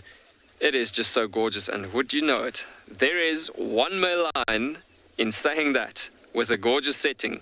He was feeling a bit alone there, as it's in that situation where we're talking about stunning scenery and then he comes up.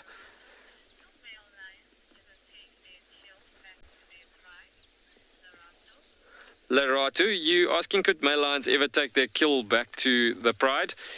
You know what, lions are not really known, especially the desert lions, are not really known for carrying kills around into other destinations, especially a male lion.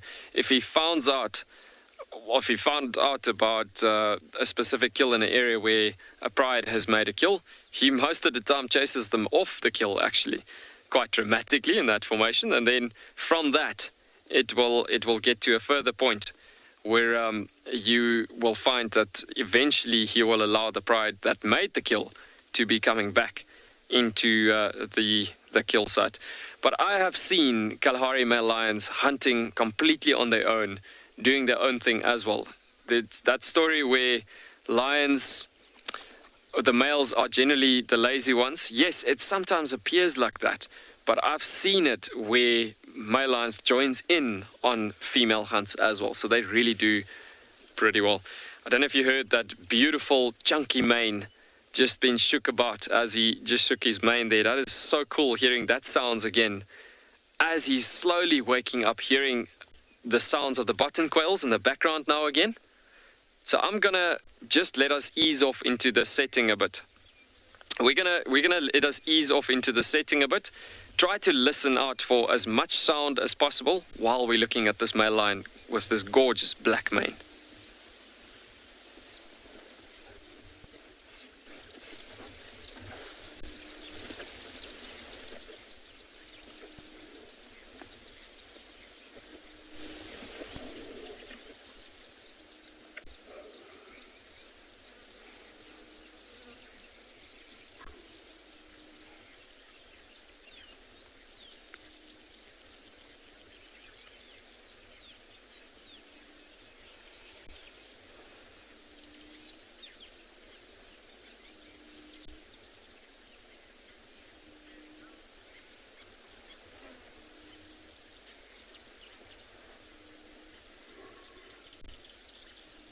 And there's a big yawn.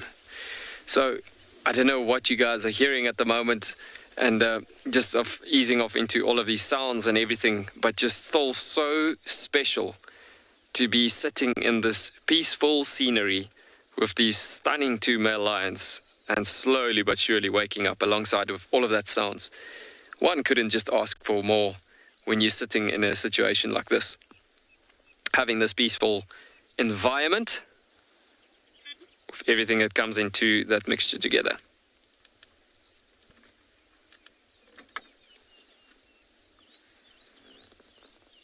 Stunning to see that colors coming out on that mane now, that pitch black colors. Very beautiful. I think this boy is slowly but surely starting to wake up. It looks like he's actually seen something down in the grasses. I wonder if it's not a brown hyena. This area that we are sitting in is a fantastic location for some brown hyena to come through this particular area. There's a waterhole not too far around the corner of the mountain here, and it's possible that there could be some of the brown hyenas as we're getting to that time of the day where they come down the mountains to have a drink at the waterhole to get going for the night's event.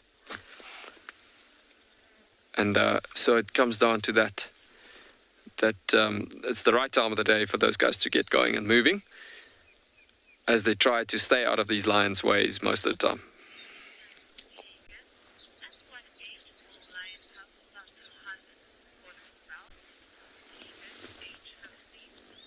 Keegan, age 15, you asked at what age would lions start hunting, or be able to hunt for themselves as well?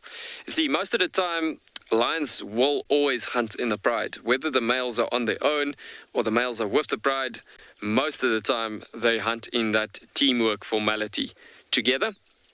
And so the thing is, young lions within a pride, this is why I'm bringing up the pride unity situation, because young lions starting up from a certain age, hunting, it's always in a pride. It's always when there's other members along with them being growing up in a pride, as it will come through that formation. So the thing is that at most of the time they get trained up by most of the lionesses, the young cubs, as they grow older. Once they get to subadult stages of about 15 to 16 months or so, I've seen young lions hunting at that ages and pulling into a carcass or busy carcass or animal that's been caught, busy being helping it to come down in the hunting motion. But yeah, I've seen it all coming together with that situation where they, just around 2 years, they start hunting really well in the Kalahari Formation, just because it's a tough environment to live in as well. I've seen them perfectly hunting in around about 2 years of age. Once male lions gets to ages of about 3.5, 4 years, when testosterone level starts building quite a lot, that's when young male lion sometimes gets pushed out of a pride. But then he's also strong enough to hunt on himself, but then also he gets joined by some of the siblings that he got born from a specific litter. And then those guys will go and fend for themselves almost as a breakaway pride from the main pride. They do come and go between the pride, or backwards and forwards from the pride that we were talking about earlier. But so the thing is, they do mix and match every now and again, but eventually the pride will push them out completely. And so the thing is that they will have to fend for themselves at that given point.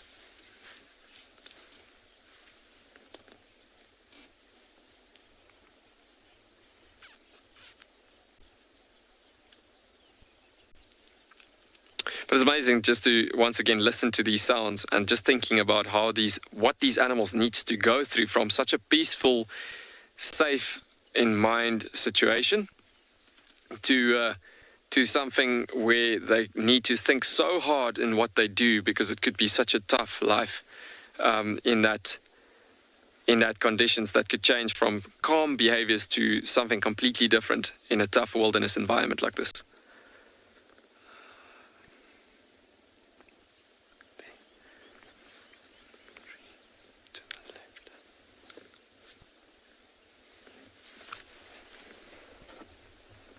Yeah, isn't that just a stunning head with that mane coming up? And what would be obviously the next best thing is for us to see that beautiful black mane coming arise in the last bit of break of light that we're getting here. And to see that male actually getting up and stretching about would be so, so amazing. Especially to see this height on these male lions, as we spoke about it earlier. I mean, it's incredible thinking about how tall these animals become in the Kalahari with those big paws and the tall legs, creating those tall bodies, completely designed to have a lot of stamina and endurance levels in those conditions. And as I'm talking about, hey, it's time to get going, he drops his head once again and says to me, I'll show you that I'll rest a bit longer. So, guys, we just want to quickly take you back over to the stunning sunset formation that we have on the right-hand side. It's just so beautiful looking at that, what we're having there. I'm just going to dip below that. And once again, I just want to push up that ambience. And, yeah, just listening to all the sounds, looking at that gorgeous sunset.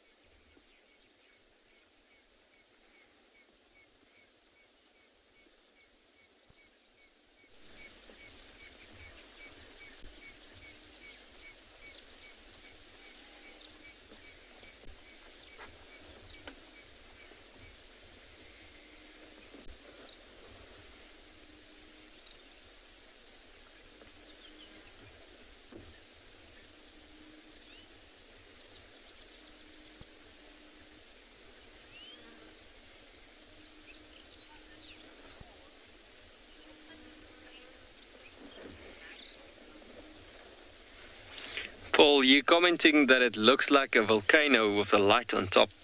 I've actually seen a photo not too long ago, actually, of a volcano that was bursting out from the top of a mountain, like typical like this, and with the sun being on top of the lava that came out of this mountain. I mean, that I was just thinking about, as you were saying that, Paul, I was just thinking about the same image there that I've seen a few days ago. I mean, that is so gorgeous. How stunning is that? I mean, you got all that silhouetting of the lavender feverberry bushes on the top of the mountain there, where that is the majority of the species that is sticking out on the top of the mountain there, silhouetting with a cloud of its golden lining. But what's even more shocking is actually seeing how quickly the sun disappears and how quickly the earth is spinning.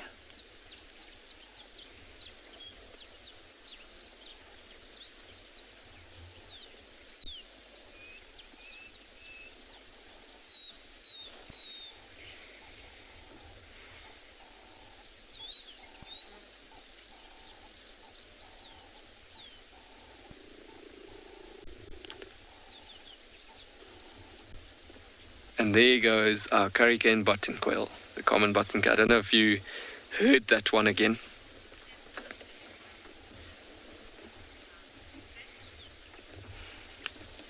It is so gorgeous. I'm definitely agreeing with everybody that the sunset is just, it is just incredible. There's no words explaining experiencing situations like this.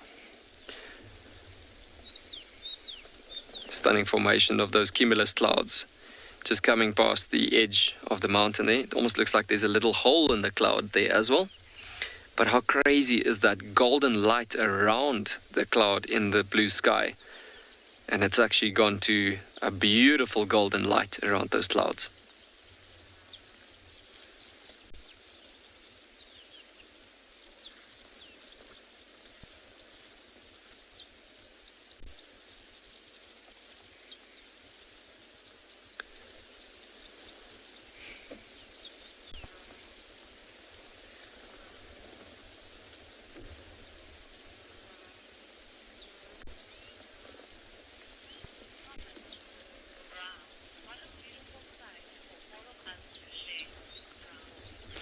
Brown, you commenting that what a beautiful sight for all of us to share at this given point.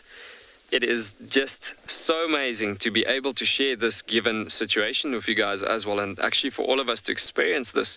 Doesn't matter if you're sitting all the way into the other side of the world in California, or to the other ends of Germany. I mean, it's just incredible. And for all of us in South Africa even to adore this wonderful moment. Guys, this is just so incredible. So beautiful. Yeah, the Kalahari never neglects or lets down with a sunset. And just the scenery and everything that goes along with it. It is just magnificent.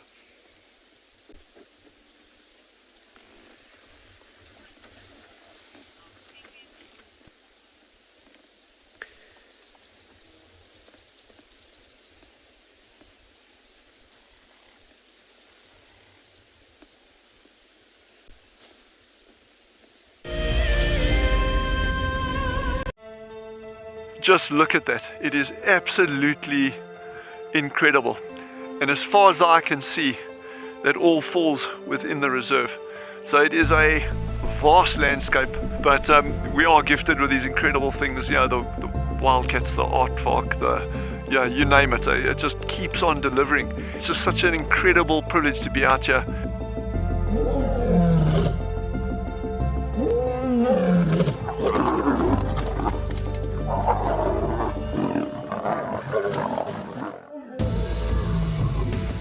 And when you think it could not get better, Mother Nature says, hold on tight. Oh my word, that is gorgeous. We are cooking on gas this afternoon. Have a look at what we've got. Look at how this is the best day of my gutting career so far. We have a baby pangolin, a baby pangolin. We're just gonna go very quietly, very quietly. There's your aardvark.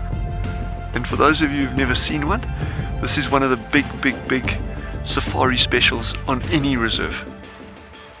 I'm just holding my cap because otherwise it's going to blow away, and with this storm coming towards us. Absolutely beautiful to be able to see water flowing in this volume in the Kalahari.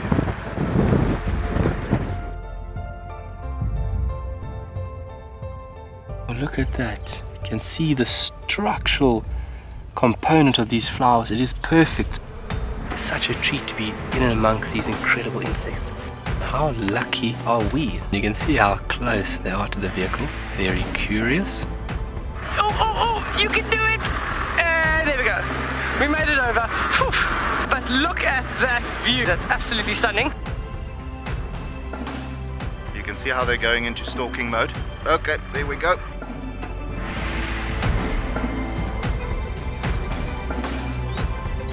This one female is going to walk straight past the car now. Absolutely stunning. Look at that. I mean, do we just not have the best jobs in the world? That was...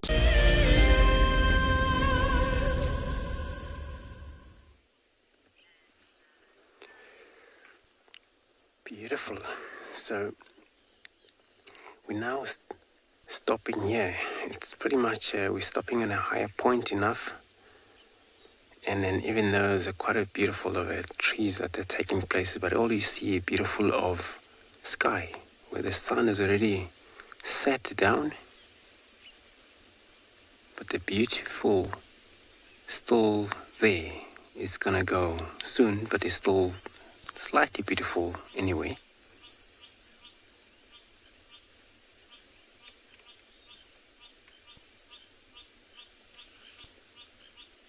In the direction from where we are, we're looking at towards the Drunken's Back, the northern end of it.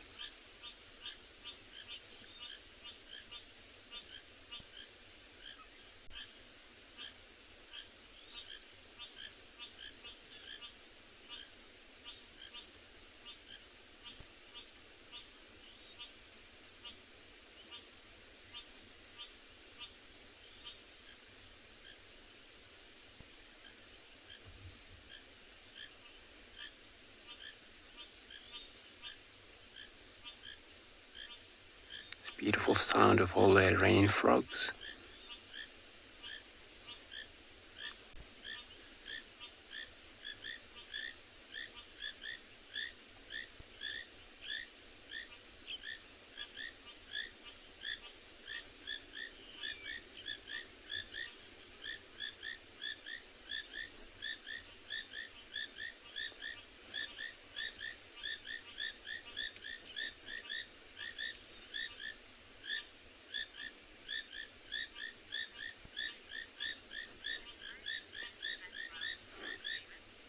ravens. They say it looks like an island in the background. It's true.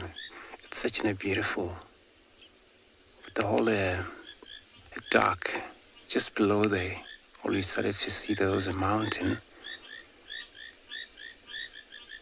But beyond that, and that's where the golden rise, where the sun has disappeared into, looking in the western direction from this reserve.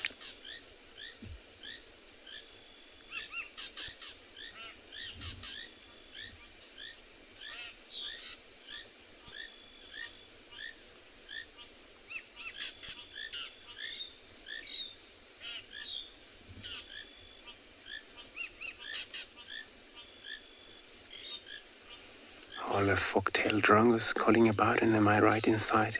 But we cannot see them.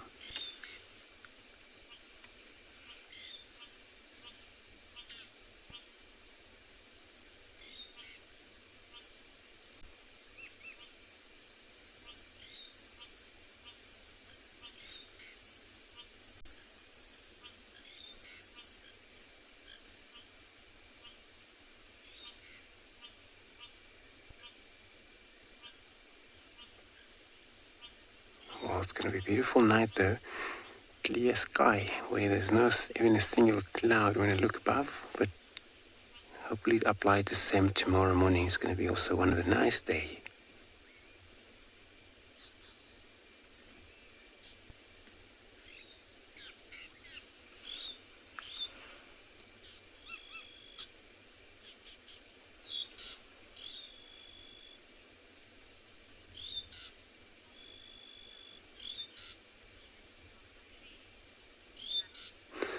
Michelle, so you say you love the silhouette of the tree. Yes, it is indeed a beautiful silhouette.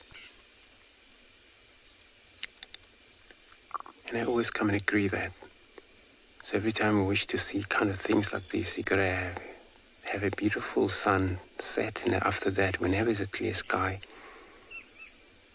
and then all you see through those horizontal, all you see that all the mountain above that, it's all the sky, and then of course below it's all trees, and it's all fantastic.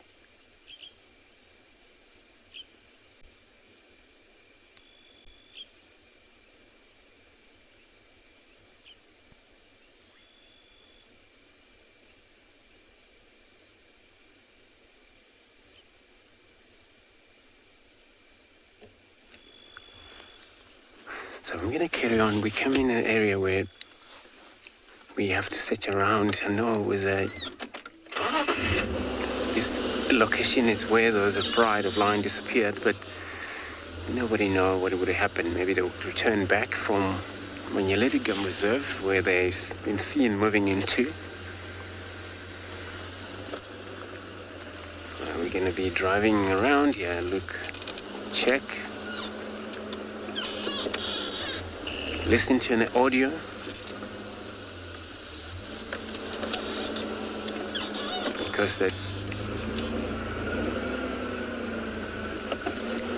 Because they do communicate whenever it's dark. So I'm going to be sending you back to the line with Yuan.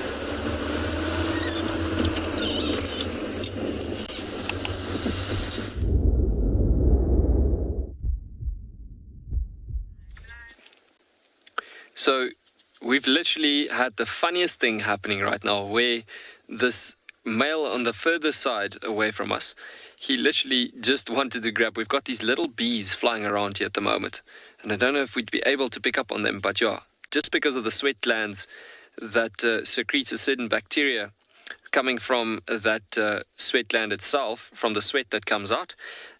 So flies and mosquitoes, I don't know if you ever heard about people saying, or certain people saying, that they've been attacked by flies and mosquitoes, especially mosquitoes, more than other people has been. Or you sit in a crowd and people say the same thing over and over again. And here the thing is that certain animals, especially like lions and even the wild dogs, roan antelope, sable antelope, as well as oryx, sometimes get attacked by these certain flies, like the louse flies. And this was now actually a little bee that was flying around here, irritating this guy quite a lot. But yeah, the thing is that, bottom line, with these presence of all these insects flying around at the moment and so on, it's just because of the sweat that comes, well, the bacteria that comes from the sweat in the sweat glands, that certain individuals and certain animals gets, shall I say, more attacked than others actually. But yeah, that was so interesting seeing this guy was fast asleep, and you could see he was literally so irritated by that incident that he literally just grabbed this thing in the air, like from sleeping to grabbing an insect flying past. That's crazy. But yeah, very, very cool actually, as we've seen that happening. Oh, so we were kind of hoping that these guys would have been active by now, as they could have been starting to actually groom a bit more. You do see movement every now and again. We've just had the male on the right hand side yawning again, and obviously yawning and grooming and all of that is the process for most of your predators, especially lions this time of the day. There we go, and there's another yawn.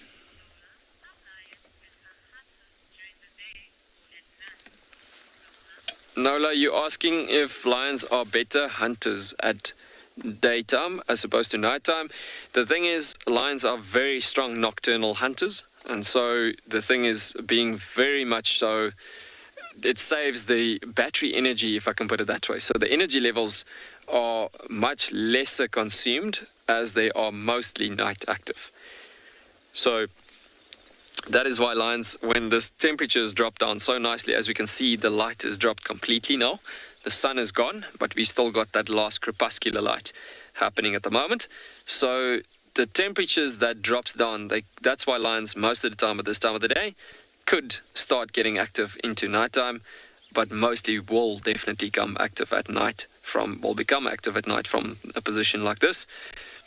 But yeah, very gorgeous seeing these two boys in this location. But yeah, incredible thinking about seeing two of them actually obviously overlooking that stunning landscape that Morgan has just framed up there again in the backdrop. Look at the Koranenberg Mountains just stretching out in the distance.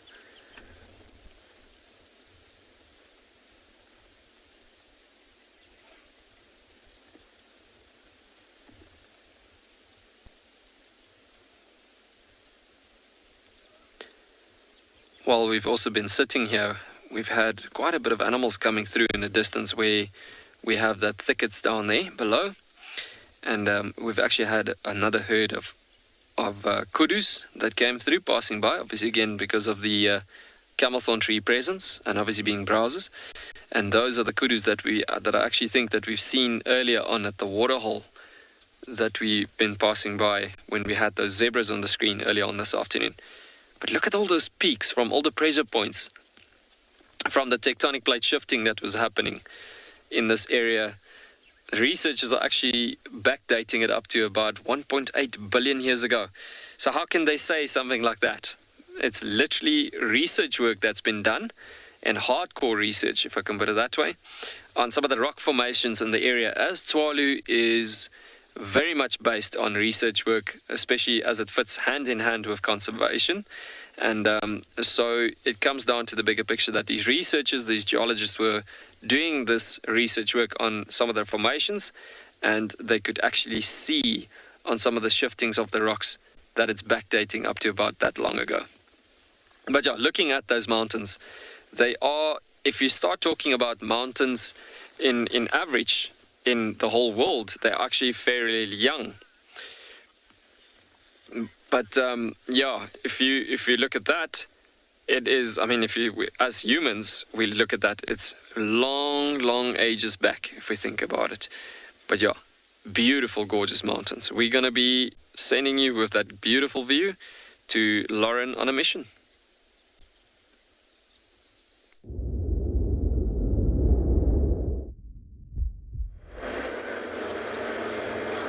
Am I on a mission?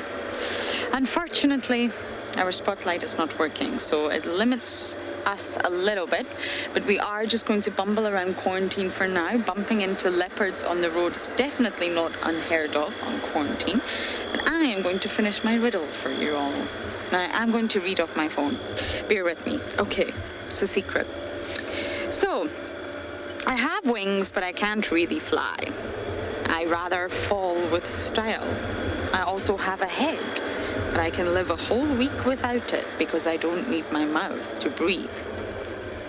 My name sounds rather vulgar, at least the first part, and to be honest, I don't think many humans like me. Who am I? I hope you've been taking a note of all of those clues. Tell me, everyone.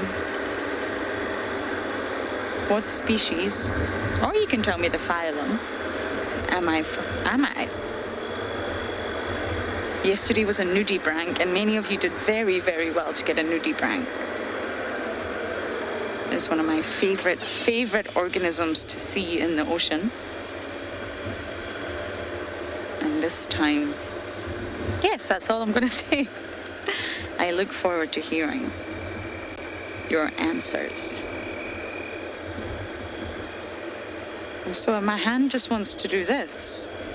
And of course, at nighttime, we're looking for the eye shine, so I'm not really probably going to be able to pick up eye shine right now, but you never know what we might bump into. Quarantine's a very productive area.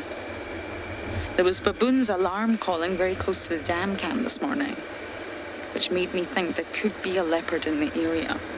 Some of the roads on the other side of the dam cam, so in Vubu, have been closed again. They're just really not in good condition.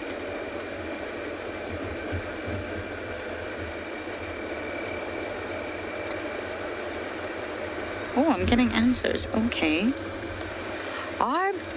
RVJ, a colony of mongoose. I'm going to just make sure that that is what the director said. Can you confirm that was what you... Oh, okay, no. Not even close. Not even close, I'm afraid, but nice try. Definitely not a colony of mongoose. Definitely not the right phylum either.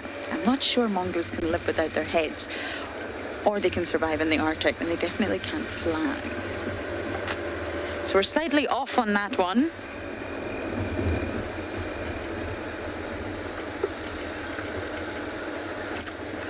We're just going to do a loop.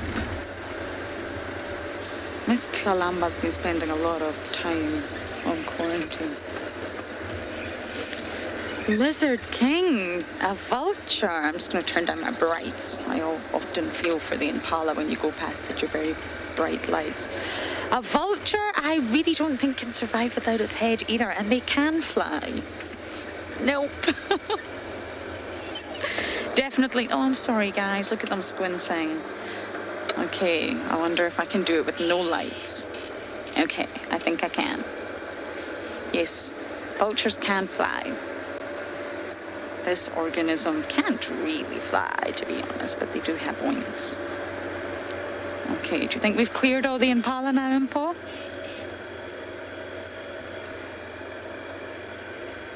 I always turn down my brights, but I feel guilty. There we go. Oh, okay, no, we're not going to be able to go any further, everyone.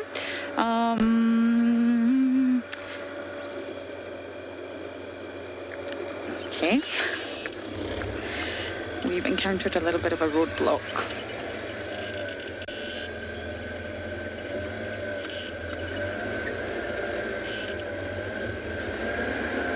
Okay, everyone, I hope I get the correct answer soon, but we're going to continue our bumble around quarantine and send you guys across to Andrew for an update.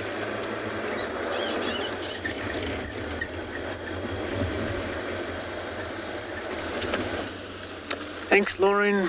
So we also on the bumble around here and hoping to see if there's one of the nocturnal that will come out about for us. And this is what we're doing, shining around so that if it's any nocturnal that is hiding about, the spotlight will be able to tell us by those eyes of that animal reflecting back to us, then you know there is something.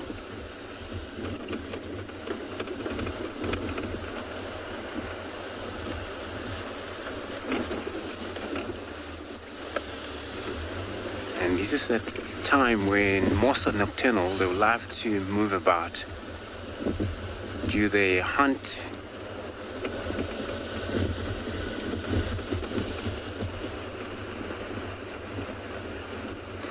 Lucas, so you're asking what I enjoy about driving at night in this area. Well, at night, I enjoy the night because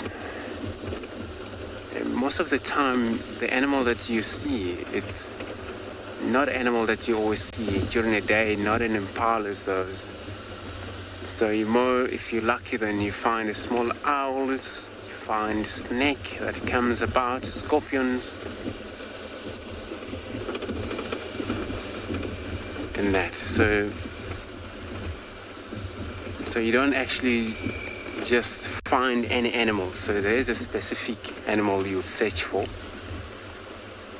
Janet, most cats. But it's also how we find, when you use the spotlight, how we know exactly what we're looking at through the eyes. From that we can able to tell if it's a cat or if it's not a cat. So this is what I enjoy most.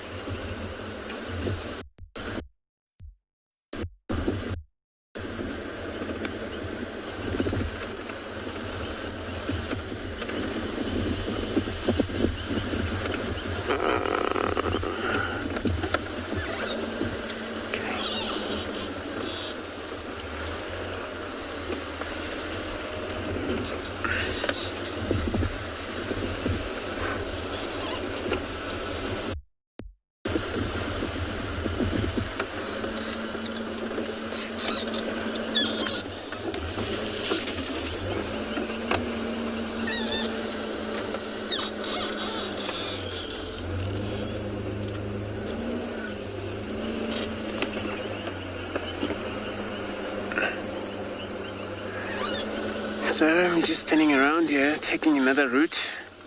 In the meantime, I'll be sending you across to Lauren.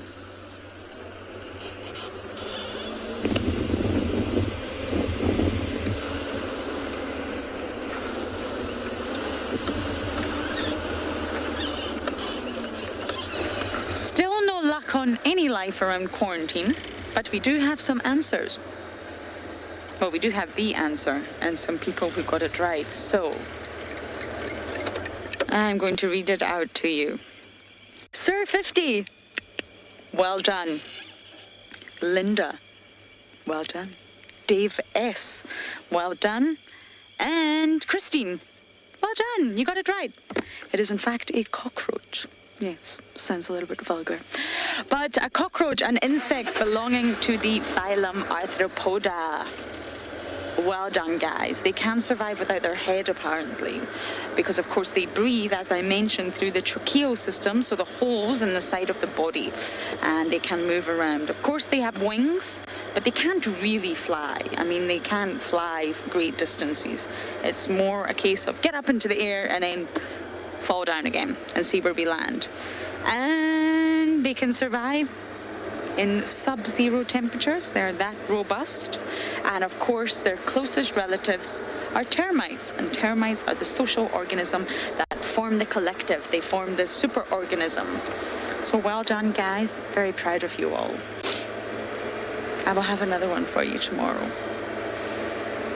But maybe it was a little bit too staggered today because, of course, we had some challenges technology-wise. So maybe we need to do it a little bit more consecutively. And I'll have another one for you. So yesterday we did the nudibranch, which is an oceanic animal in the phylum Mollusca. And today was a cockroach from the phylum Arthropoda. I'm not really sure I'm going to be very successful at finding anything, but one shall try. Never give up. I mean, when you look out on either side, it's just pitch black. You really need that spotlight to bring out the eyes. And it's not just the predators. You'll see prey, you'll see nocturnal animals, you'll even see insects. The eyes of insects also shine in spotlights. Lots of hawk moths. Moths are generally speaking, nocturnal, but not all. You do find diurnal moths as well.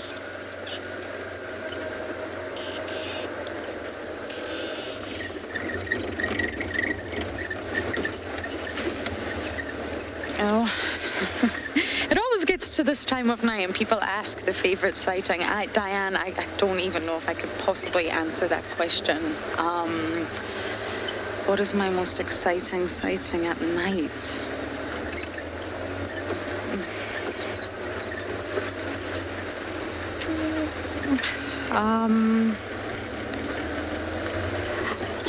I think I've failed. I have failed here. I honestly cannot think of an exciting sighting. I've had so many. I guess it would be with... Well, this is possibly not what you're expecting, but a while ago we used to drone. We did the thermal droning. And we used the FLIR camera. Some of you will remember the FLIR, some of you won't. And it picks up temperature. So when you look through the FLIR camera, your animals will be warm. They'll be pink and red and purple. And we used to use the FLIR camera on a drone. So we used to go out nice and early in the morning. I remember my alarm used to be set at 2:30 a.m.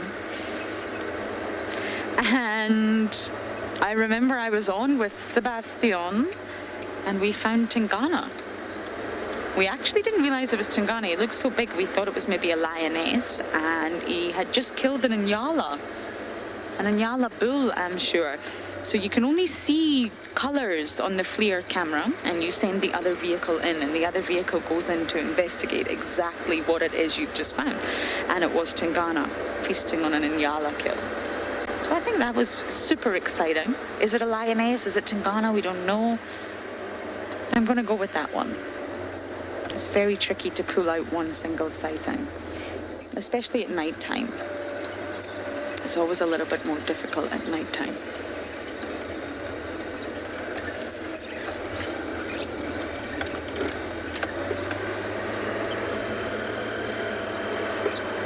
Okay, I'm going to try my very best here, but we are going to send you across to Andrew, who will have a spotlight.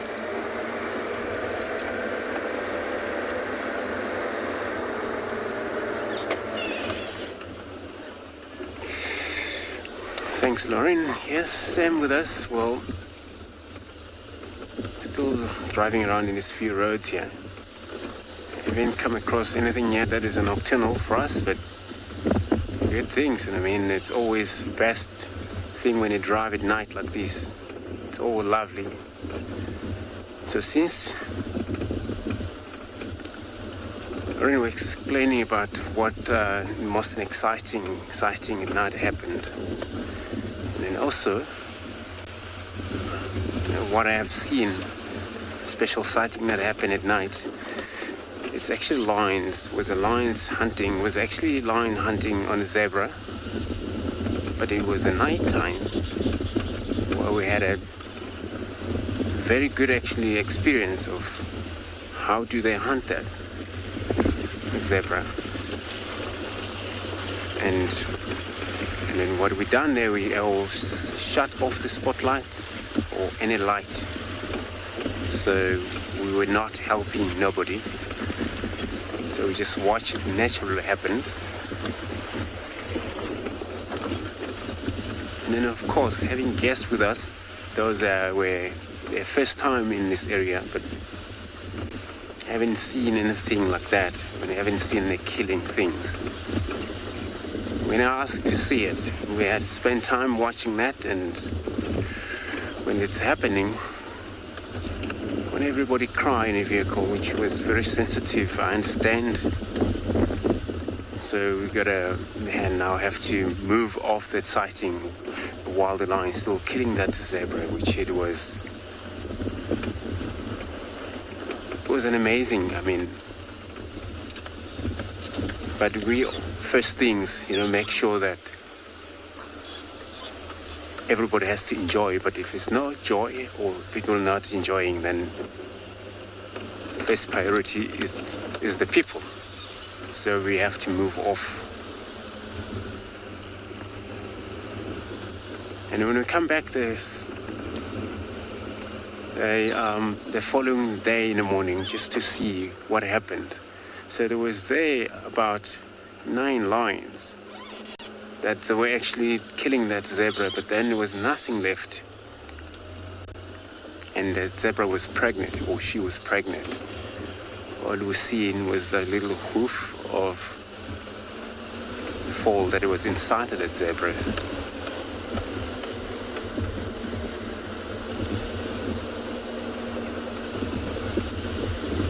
So most of the killing, especially at night, is where cats more likely to love so much about hunting in the dark, because they have a lot of chance. So if you're around with them, all you do just to make sure your light is off. Don't worry about losing sighting, because sometimes when they chase, you're more likely to lose sighting, because then they'll be gone and you don't know where they're gone into.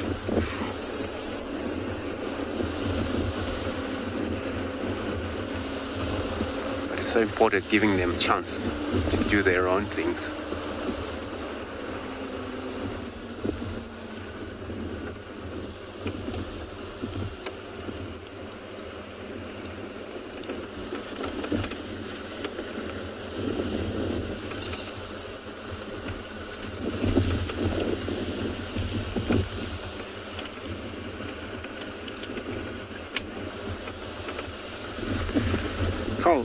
So you're asking what I have seen Pride of Lions. So for this week, I know I haven't. Firefly. So you're asking if I ever seen Firefly? Not this time. And then it's been a while since I've seen one. But if I do, then they usually come out when it's humid. And this is where they fly around so much. But when you see, I've got my jacket on now, so the temperature dropped a little bit. So if you ever see one, then it's also going to be nice, but they're more likely to come out when it's humid. And they fly about, come out. So I'm checking now towards this area of quarantine where it sometimes provides a greater sighting when it happens.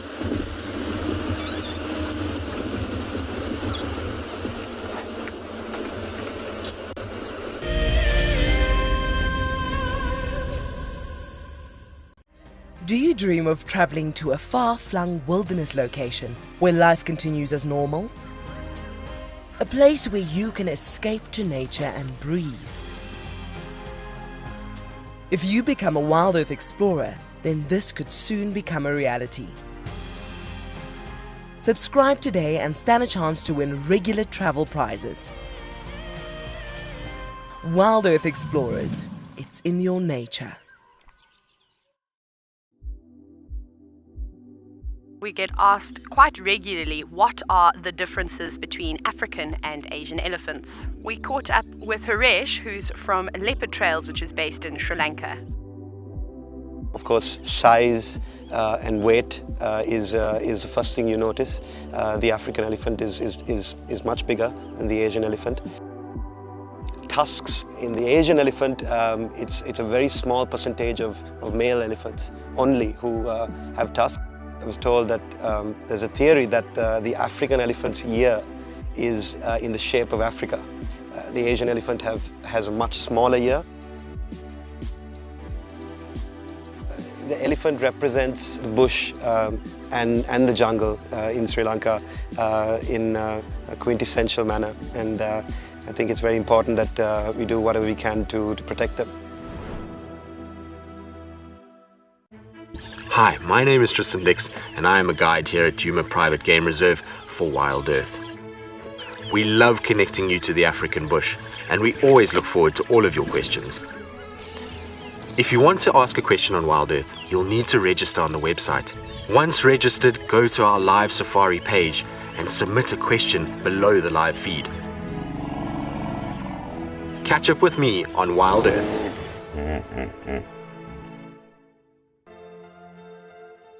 still holding another one there. It's holding from the hindquarters. I would really want the wildebeest cross. Is it trying? The croc is holding the tail. It's holding tight. Oh no. Goodness me. Lucky, lucky wildebeest. You have another day to live. Expect the unexpected here on Wild Earth Daily.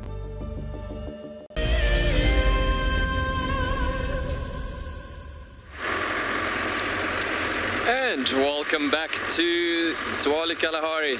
We have, as you can see, we've left those beautiful Kalahari male lions as we have decided to continue driving towards the sun, because that is definitely something to look at. So as we're progressing over this hill, we have just found that the sun, yes, the sun's gone down, but looking at the coloration on those mountains, above those mountains, I mean, it's just so gorgeous. So I'm gonna actually stop on the top here, so let us have once more a good view and a look at that stunning colors coming out of the last bit of the mountains there.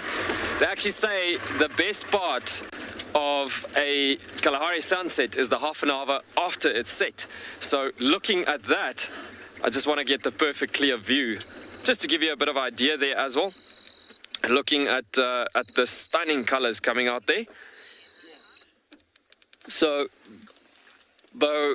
yeah, basically we have lost the color there by the looks of it, but yeah, looking at that stunning silhouetting on the mountains there as well, it is really, really gorgeous as well. So yeah, guys, we have come to that time of the day where we come close to the end of the drive. So just a bit of an update for tomorrow morning. Your cameraman Morgan will be, we will be having a swap in our cameraman where BK will be taking over from Morgan, and Deirdre will be your Kalahari guide for tomorrow morning. But yeah, it was absolutely fantastic to share a few magical moments with you over the last 4 days that I've been with you, and it was really, really special. So don't forget to join us back in the Kalahari with Deirdre tomorrow morning, Deirdre and BK, to come at 6:30 tomorrow morning as the drive time will start, and then up to about 9:30. We will see you at Central African time at that given point. But yeah, beautiful. As we want you then at that, in saying that, to look at that gorgeous view on that silhouette as we're going to let you ease off into nighttime. Goodbye for now.